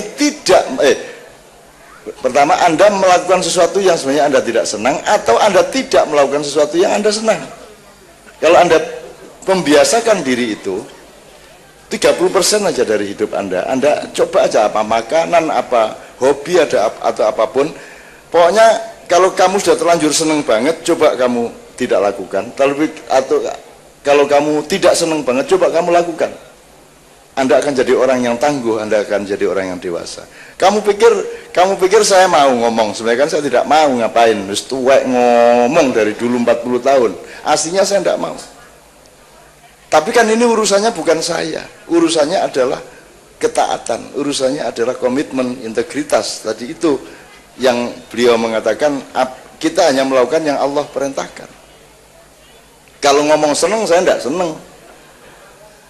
Aslinya tidak seneng, jadi diri saya pun aslinya itu tidak seneng, tidak dipikir-pikir gitu loh. Nek dikon milih dari Nabi Muhammad, tapi kan tidak boleh milih, jadi ya wes saonone. Makanya kita bisa ikhlas kepada sesuatu hal meskipun kita tidak senang, kita juga tidak eman kepada sesuatu hal meskipun kita sebenarnya senang kepada dia, gitu ya. Itu tolong cari puasa-puasa yang sebegitu, nanti berkahnya itu berlipat-lipat, gitu ya. Anda akan kaget sama hidup Anda. Oke, sekarang Pak Lurah, saya mohon langsung konkret kepada yang menjadi kondisi dan tantangan dan kebutuhan jawaban terhadap desa Selo Pamioro ini. Setelah itu nanti Mas Imam sama Mas Doni akan menghibur kita bersama. Setelah itu nanti Pak Muzamil akan memuncai dengan integritas Madura terhadap Allah Subhanahu wa taala. Mari Pak Lurah. Matur nuwun. Ampun cerak nipun jam 12 pun wayahe kalih film. Yen sewu yen dipun ibarataken menika kados reaktor. Dadi menika kenging pemaparan. Nanging yen kala wau pun aturaken dening Cak Nun menika secara agamis, lajeng Pak Dekan secara ilmiah. Nek kula dadi pemaparan karena secara WO waton omong wonten ing Sela Pamioro. Alhamdulillah kula sampaikan sebelum gempa niku lebih parah lagi. Allah ndawuhaken wonten ing Al-Humayyah, wailul likulli humayyah, bumi akan diguncangkan sekeras-kerasnya. Gempa 2006 tanggal 26 November, omah ambruk kabeh. Oh berarti saya kalingan Mei nggih. Mei tanggal lahir kula niku. Setelah niku tidak terlalu lama masyarakat dengan kekompakannya terus pada membangun Pak waktu itu. Rumah alhamdulillah sampai tahun ini banyak yang bagus. Namun bentuk syukurnya itu yang belum. Wonten ing At-Tolak ayat 7. Liyunfik dzu saati min saati wa ma khudin alaihi rizqu falyunfik mimma ataulahu. Padahal gampang sangat, ora mung omah tok tapi kesejahteraan dan lain-lain menika badhe karaih kanthi menika.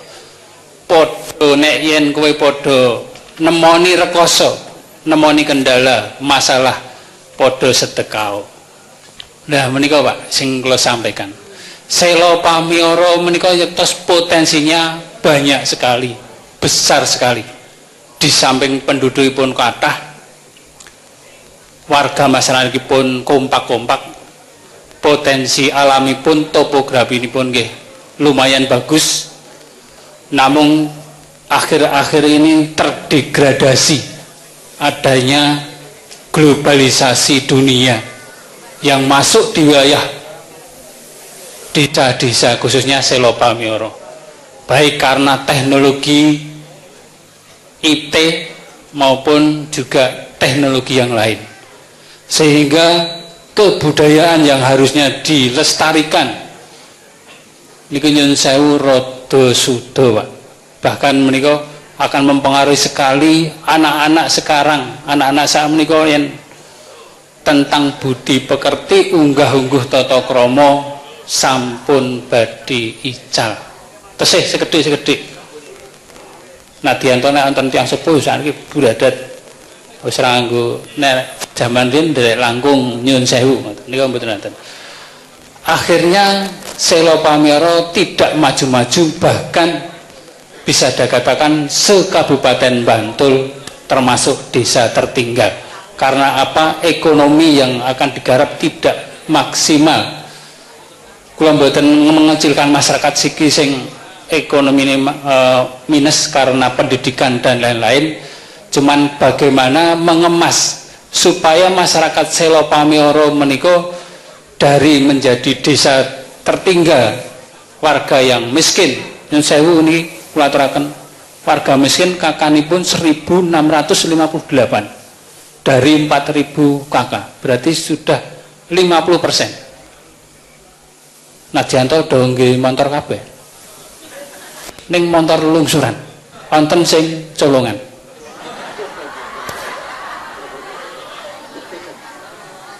Mboten nggih, nek colongan mboten wonten nggih. Monggon guyon mawon. Maksudnya mendhet gadane piyambak. Sehingga pendapatan masyarakat nadyanto potensi budaya niku kathah sangat. Setiap dusun dari 18 dusun menika budaya banyak, tradisi-tradisi nonton wayang, ketoprak, bahkan dalang kecil ada, dalang sepuh ada. Dari 18 dusun itu ketoprak, wayang, campur sari, hadroh, sholawat, dandutan, keplek, wonten. Namun tidak bisa maksimal meningkatkan pendapatan masyarakat. Lah menika sing kula suwunaken Pak, kados pundi menggarap wilayah Selo Pamioro beserta masyarakatnya ini bisa memaksimalkan potensi yang ada. Yang saya kaya kula barang napa pamong-pamong niku kula yakin kalau tidak ada penanganan dari yang lebih bijaksana, lebih bisa mungkin dari universitas, apalagi panjenenganipun Cak Nun bagian mau mengarahkan, itu saya yakin menunggu berapa tahun lagi tidak akan berkembang. Untuk saya itu saya mohon arahan, bimbingan, petunjuk, dan tentunya juga nanti bagaimana supaya Selo Pamer akan menjadi tetungguling desa se-Kabupaten, naiknya se-daerah istimewa Yogyakarta. Amin. Makatan, matur nuwun. Ini sebelum Mas Imam sama Mas Doni saya negeske. Saya mengerti kegelisahannya dan insya Allah saya ikut mendoakan dan mendorong, dan kapan saja kita bisa omong-omong untuk jalan keluarnya. Saya tanya dulu, ini maksudnya kan sampean ingin Selo Pamioro ki maju. Maksudnya maju ki apa ekonomine, apa kabudayane, napa Pak? Yang saya ngangge mikrofon. Apa integral semuanya?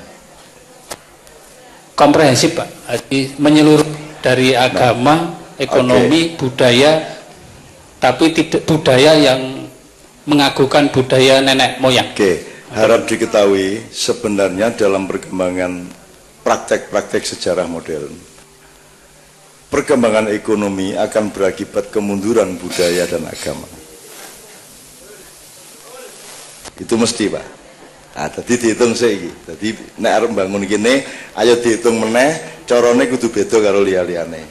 Sebab mesti nek perkembangan ekonominya meningkat, itu akan ongkose iki menurunnya budaya termasuk menurunnya akhlak, subosito, budi pekerti dan agama. Ya, meskipun tidak pasti Pak, kita tetap bisa berusaha untuk tidak seperti itu. Satu, selama ini kenapa budi pekerti hilang itu karena situasi keseluruhan, di mana dulu saya pada tahun sebelum ada handphone, ketika saya memacu situasi nasional supaya Pak Harto bisa terdorong sampai ke ujung tanduk sehingga dia kemudian mau saya ajak turun. Itu situasinya di mana anak-anak muda sudah hampir hancur karena mereka sudah terancam oleh musuh yang tidak perlu pakai bedil. Musuh mereka sudah masuk kamar. Musuh mereka yang sudah masuk kamar, masuk rumah, bahkan masuk kamar mandi bagi orang yang kaya. Itu yang menghancurkan mental mereka, menghancurkan kepercayaan diri mereka, menghancurkan akhlak mereka. Itu namanya televisi. Itu sebelum ada handphone. Sebenarnya televisi bisa menjadi alat untuk memajukan, tetapi yang terjadi adalah televisi itu sudah pasti 90% lebih itu menghancurkan, terutama anak-anak muda. Anda menjadi tidak percaya diri, Anda menjadi anak-anak, tidak pernah dewasa kalau nonton TV, Anda dan seterusnya dan seterusnya lah. Sekarang musuhmu sudah di genggaman tangan, dan kamu menikmati musuhmu itu. Karena di situ kamu bisa ganti status, di situ kamu bisa copy paste, di situ kamu tidak punya kontrol intelektual, moral, tidak punya kontrol apapun dengan handphone Anda itu, dengan IT Anda itu hutan lebat, hutan belantara yang luar biasa liberalnya, sehingga kalau Anda tidak punya pegangan dan resistensi diri yang kuat, maka Anda akan larut dan hancur. Meskipun aku jane ora kuatir nek wong Indonesia iki janjane sak rusak-rusak iki sesuk ngguyu dhewe. Sebenarnya Pak, misalnya yang saya bilang kehancuran yang dari televisi itu Pak, tahu nggak Pak, dulu itu hidupnya masyarakat, kebudayaannya, agamanya itu kuncinya di sekitar maghrib Pak. Di sekitar maghrib itulah orang desa berkumpul, anak-anak kecil berkumpul di musola langgar masjid.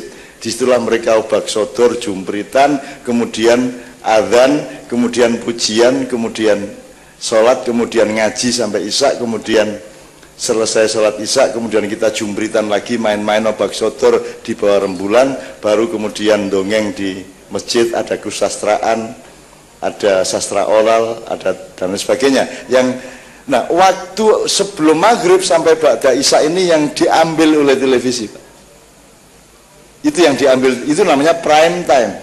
Jadi kalau Anda beli waktu antara sebelum maghrib sampai ba'da isya, sampai jam 9-10, itu harganya paling mahal. Jadi jantungnya moral dan kebudayaan masyarakat itu diambil alih oleh televisi dan dimasuki racun-racun. Oleh karena itu, nyun sewu sejak tahun 1998 hari kedua Pak Harto turun, saya mengambil keputusan saya tidak akan ikut campur lagi di dalam dunia politik kecuali Allah memerintahkan langsung, dan saya tidak nulis di media massa lagi dan tidak nonton televisi lagi sampai hari ini. Maka Kiai Kanjeng mau ngasih acara seperti ini, rekamannya tidak kepada televisi nasional Jakarta, hanya boleh untuk TV-TV lokal. Karena mereka belum serusak TV-TV nasional. Itu Pak ceritanya Pak. Jadi sampean harus pertimbangkan lagi, nek kepengin maju duwite oke, kuwi engko ongkose ya kuwi mau kenal pote kuwi rusake agama karo moral.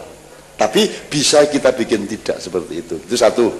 Nah, yang kedua, yang diperlukan oleh masyarakat Selo Pamioro itu sudah pasti adalah kesadaran dan cita-cita bersama dari bapak-bapak ibu-ibu untuk hidup lebih maju, mau lebih maju, mau berhijrah, mau lebih berjuang dan seterusnya. Tetapi mereka bukan andalan utama untuk itu, dalam arti kalau urusannya adalah peningkatan kesejahteraan. Yang dibutuhkan oleh teman bapak ibu di desa ini adalah manajer-manajer dari kota.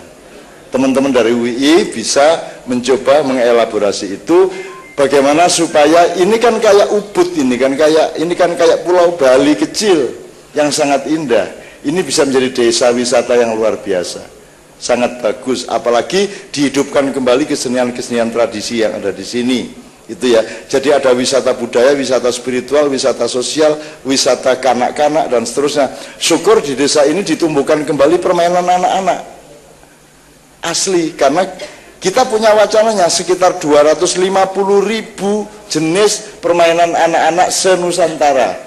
Jawa tok mungkin ratusan ribu atau mungkin jutaan. Itu. Nah itu harus didaftar ya Pak. Bentik, kekean, nekeran, dakon, obak sodor, jumbritan, engklek. Mbok dibikin lomba-lomba enggak mahal aja Pak. Dibikin lomba-lomba seperti itu kecil-kecilan. Jadi teman-teman mahasiswa yang di sini kenapa tidak ada acara seperti itu? Itu kan. Dan itu pasti menggembirakan, pasti mengasihkan. Ada lomba tembang Jawa, ada lomba mainan anak-anak, ada dakon, asal dakonnya jangan diplesetkan. Kok sing guyu kono sing kene ora? Iki urung tau kurung iki. Engko kandhani ya. Dolanan dakon gitu. Apa terus sih? Watu item palem cacahe pitu mo. Ki nyenengke tenan. Dan itu selama berapa tepat tidak membuat anak-anak kita menjadi kehilangan sopan santun, karena mereka punya filter sendiri kok. Memang dolanan kecil-kecil seperti itu kadang-kadang nyerempet-nyerempet, tapi kalau tidak diturutin nyerempet-nyerempetnya nanti diem-diem mereka melacur. Jadi nggak apa-apa, hidup itu ada kotor-kotornya, ada bau-baunya dikit-dikit, asal tetap dikontrol. Ngerti nggak Pak? Musik saja kalau Anda rekaman tuh harus ada noise-nya. Kalau clean itu nggak enak nanti.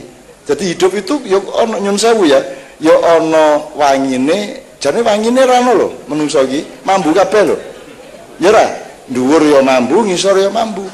Itu sebabnya kita butuh parfum. Jadi jangan khawatir kalau di dalam kehidupan kebudayaan itu ada mambu-mambu ngono kuwi, asal dikontrol oleh akal sehat, maka dia tidak ada masalah sebenarnya. Nah, Bapak-bapak, saya kira banyak ide yang kita bicarakan sehabis acara ini, entah bagaimana. Misalnya kapan-kapan sarasean bareng di Kadipiro, enggak apa-apa, kita susun, kita ikut cariin orang-orang yang bisa handle ini secara manajemen yang baik. Saya kira yang dibutuhkan itu, Bapak, Ibu-ibu, nek ono kuwi engko mesti kerja keras dengan senang hati. Bentuknya bagaimana? Saya ingatkan satu hal, Pak Lurah. Jangankan orang di desa-desa Jawa, transmigran saja di zaman dahulu, kalau orang Jawa diangkut ke Lampung, diangkut ke Medan, diangkut ke Kalimantan, transmigrasi ke pulau-pulau lain, itu pasti orang Jawa punya naluri integritas. Yaitu ada kelompok misalnya transmigrasi wong 50 umpamane wis, wong 100 gitu ya.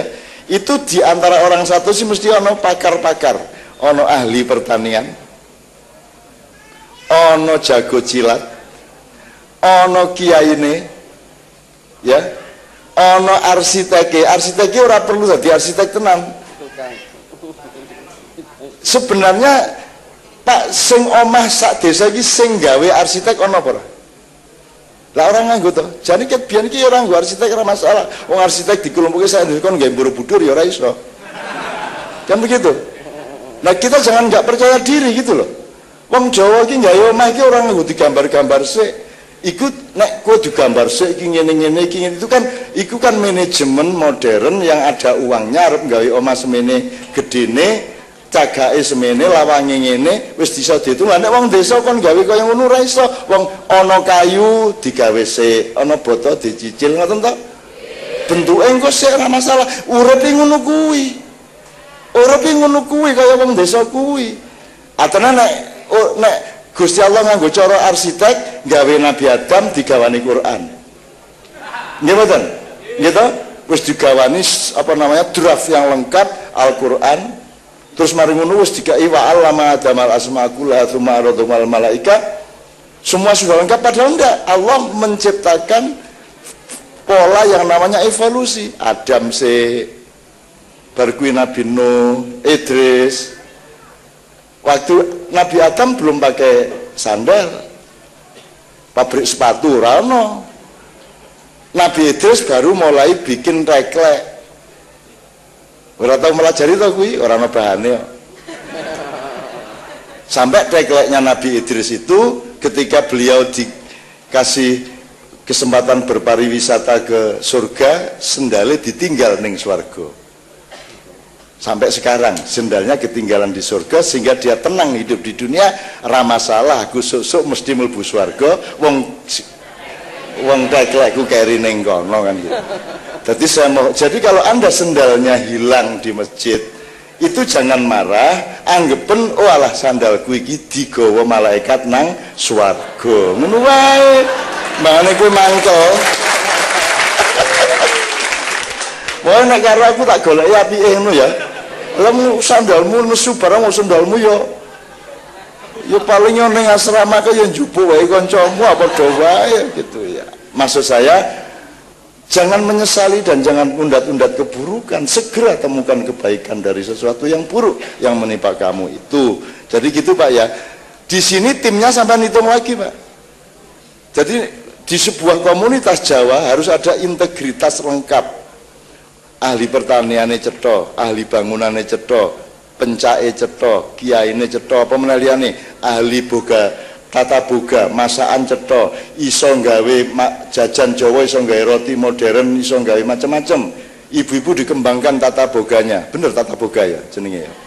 Pokoknya kemampuan masaknya. Karena nanti dalam pariwisata desa sini, ya wisata spiritual dan budaya di desa ini nanti kan dibutuhkan tuh makanan-makanan. Kalau bisa dikembangkan makanan yang orisinal sini Bu. Sebab nanti kalau ada bule datang ke sini, jangan disuguhi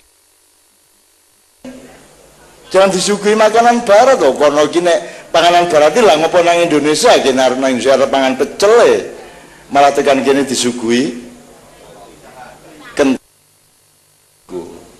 Ngoten nggih. Jadi insyaallah ini Pak menurut saya kok ada jalannya. Apalagi mahasiswa beliau ada di sini, menurut saya kok jalannya. Saya kira dalam 3 tahun desa ini sudah berubah. Wis CJK wis ana bangunan-bangunan, wis macam-macam lagi engko ya dicat sidik-sidik lah kapan-kapan. kapan-kapan gitu Pak. Oke ya. Oke, mudah-mudahan ini jelas ya Bapak-bapak. Yang optimis ya, jangan ngersulo lah. Ngopo lah ngersulo, jangan ngersuloan lah. Engko malaikat ki rapatyo kerasan nek ngrungokke menungso ngersulo. Gitu ya. Ayo kita optimis, ayo kita wis pokoknya ayo berjuang. Gitu. Oke. Mas Doni, Mas Imam saya kira silakan turun di sini. Kita bisa mundur 1-2 langkah atau tetap di sini, nanti Pak Muzamil yang maju. 1 nomor lagi, jadi kita kira-kira akhiri ba'da nisful lail gitu ya. Faham itu maula? Nah, ba'da itu after, nisf itu setengah, lail itu malam. Aku ya kuwi tok ngertine. Ba'da nisful lail. Ustaz, alhamdulillah. Gini Dan, ini sorry Dan. Ini Mas Islamianto sudah lama sekali tidak bernyanyi. Nanti kalau ada waktu saya mohon Mas Islamianto membawakan 1 nomor juga. Bagian beras miskin, perdes, penyediaan uang miliaran rupiah untuk desa-desa itu juga mohon dihitung kembali Pak Lurah monggo. Karena salah satu efeknya adalah merubah mentalnya, merubah etos kerjanya. Belum lagi nanti kalau bantuan itu turun juga kepotong-potong di tataran-tataran tertentu. Jadi Pak Lurah monggo direspon Pak Muzamil mengenai miskin dan kaya tadi. Nek Pak Lurah ngomong kaya Pak Muzamil makanya penduduknya ngersulo. Kan gitu. Waduh, Lurah ngomong sing penting sugih hati ngono ki ya. Akhirnya Pak Lurah ya ming sugih hatine ngono tok. Terus orang ngelakoni apa-apa, ora usaha apa-apa. Jadi tetap sugih ekonomi itu juga baik, asal dia berada pada integritas dengan sikap mental yang baik, sikap moral yang tidak rusak, dan kebudayaannya juga tetap dihidupkan. Gitu ya Pak Lurah ya. Monggo ini soal raskin dan seterusnya tadi Pak Lurah.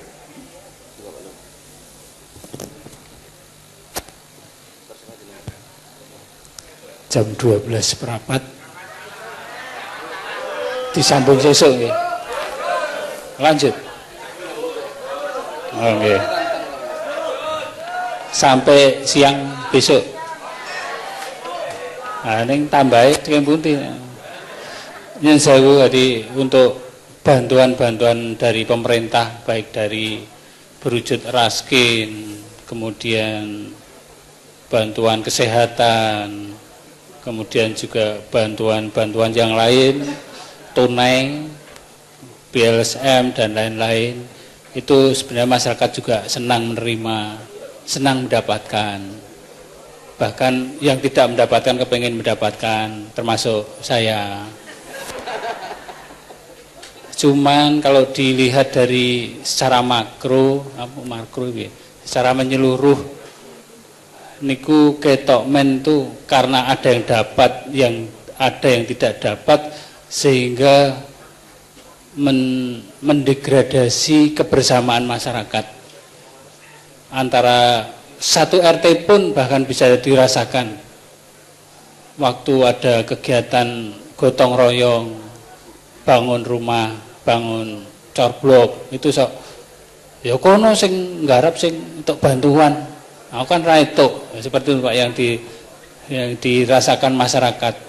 Padahal belum tentu juga yang menerima itu secara agamis itu kurang dirasakan. Karena sok-sok bantuan itu juga cuman plunglap seperti kalau tadi ada jumlah tadi. Jadi tidak bisa dimanfaatkan dengan baik. Itu harapan kami nantinya bagaimana supaya pemerintah itu bantuan itu memang nanti bisa menyeluruh masyarakat merasakan. Tidak pandang bulu itu masyarakat yang rajin, masyarakat yang mampu, tapi semua merasakan. Cuman saja mungkin step by stepnya atau jatahnya itu yang nanti yang beda-beda. Ngaten Pak, ngaten nuwun. Terakhir sekali ya Pak Lurah dan Bapak Ibu sekalian, sebenarnya ini juga menggelisahkan betul secara makro.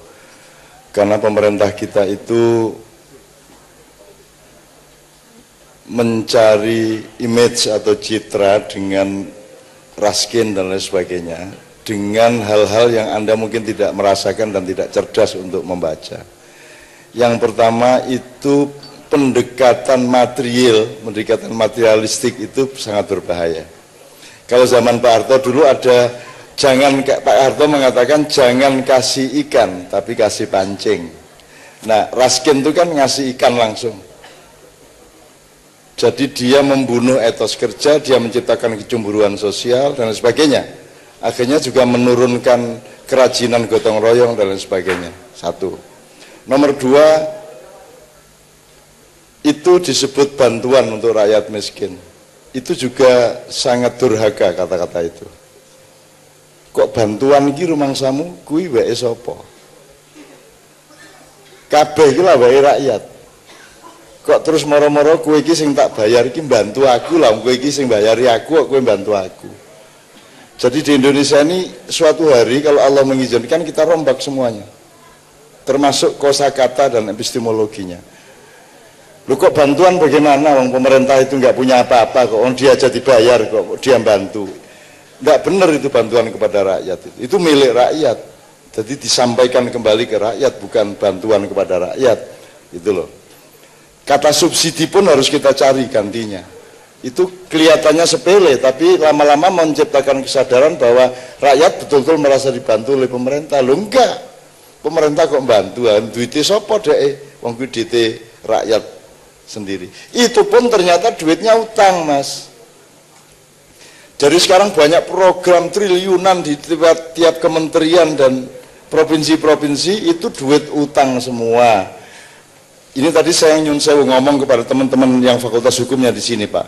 Ki duit utang semono kae kok ora ana aturane piye? Sebuah pemerintahan 5 tahun itu boleh utang berapa?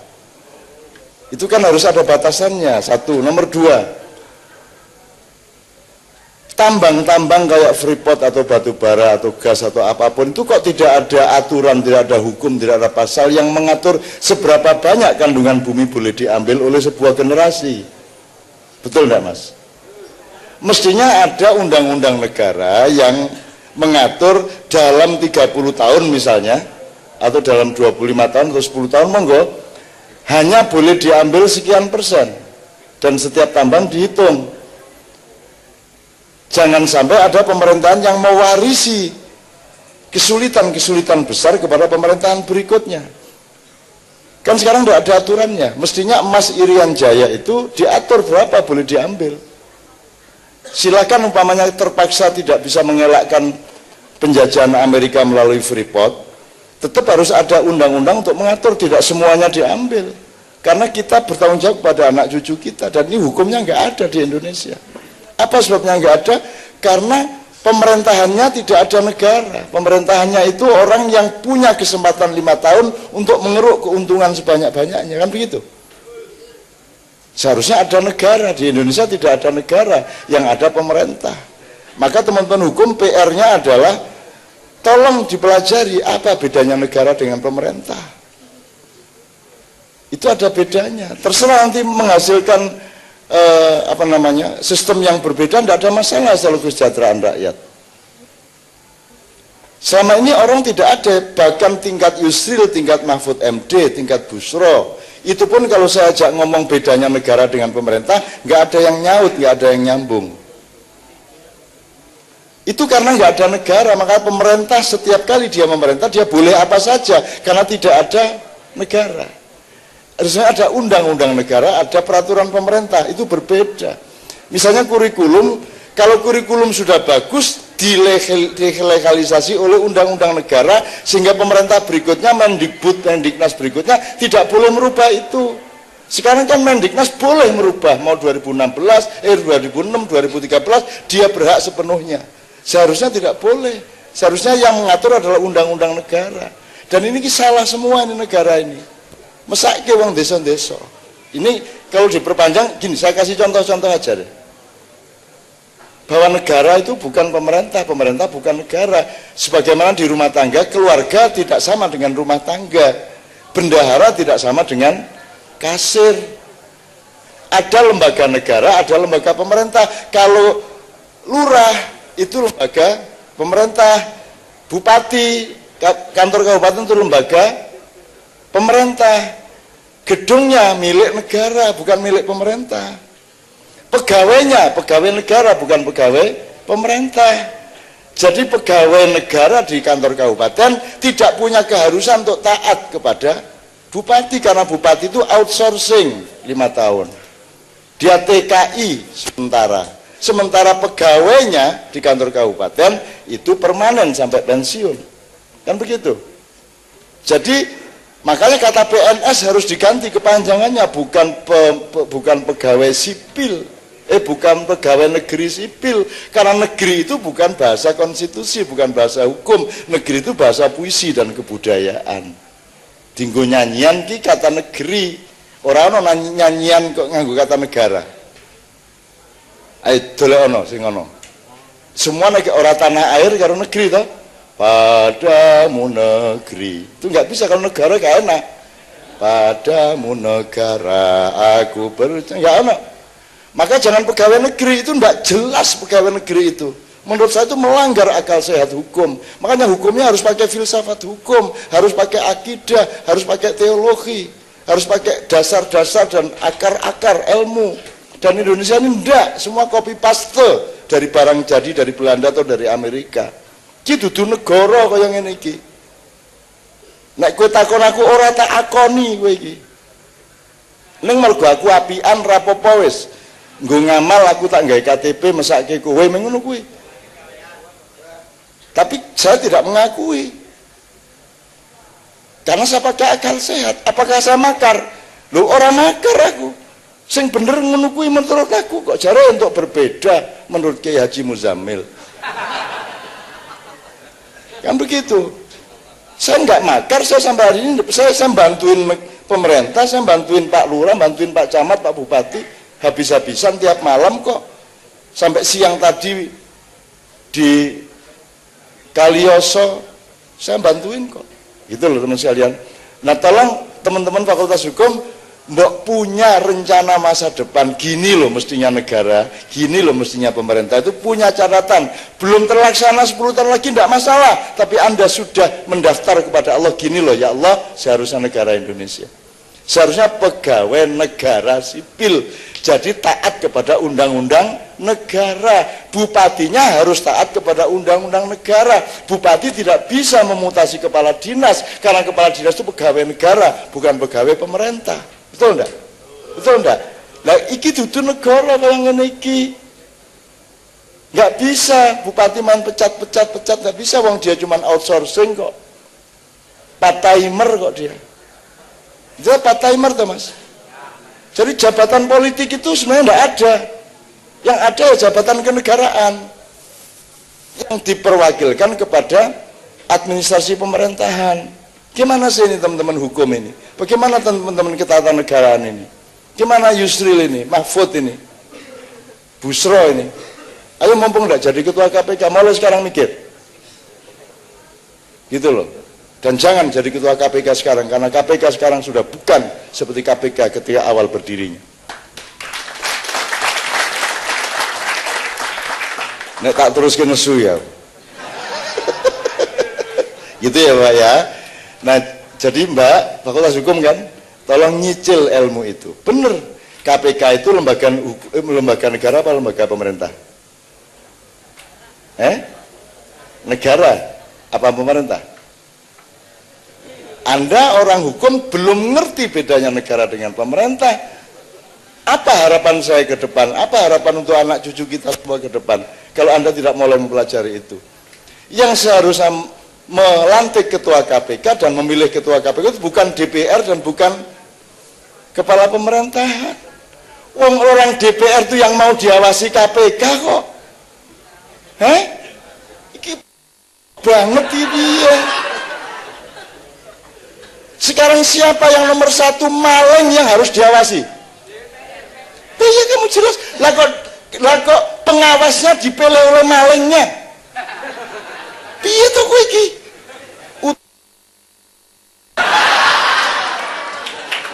Ada. Ya gimana coba? Makanya DPR itu lembaga pemerintah dalam arti trias politika. Tapi KPK lembaga negara.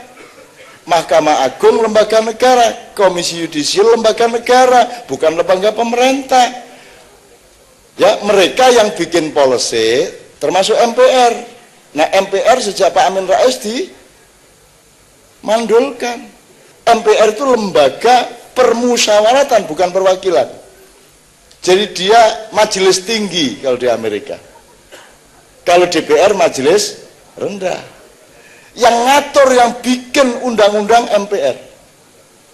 DPR itu cuman aplikasi-aplikasi tambahan. Sekarang DPR kok yang bikin semuanya. Padahal yang paling harus kita awasi itu mereka, coba.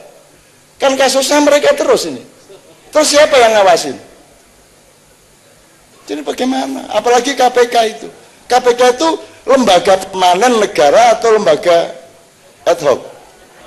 Kalau ad hoc jangan bikin gedung baru. Sementara kok nggawe omah.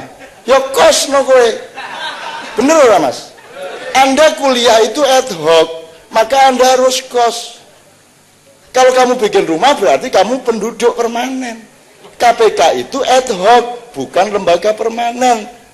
Ini kan perilakunya kan permanen. Seharusnya bukan permanen. KPK itu harus berusaha supaya secepat-cepatnya bubar, bener nggak? Kenapa? Kalau KPK bubar berarti polisinya sudah beres, kehakiman beres, kejaksaan beres, kan begitu? Apa sebabnya KPK lahir? Karena yang tiga ini belum beres. Sekarang tiga ini tetap nggak beres, juga tetap main bola di lapangan, terus tambah pemain bola baru namanya KPK, pemain KPK-nya juga sama tidak beresnya dengan tiga yang tidak beres. Jadi kalau kemarin kita cuma punya ke-11 tidak beres, sekarang punya ke-12 yang tidak beres juga. Kipiye. Nah ini PR untuk anak-anak Pak, PR untuk teman-teman hukum. Saya bukan orang hukum.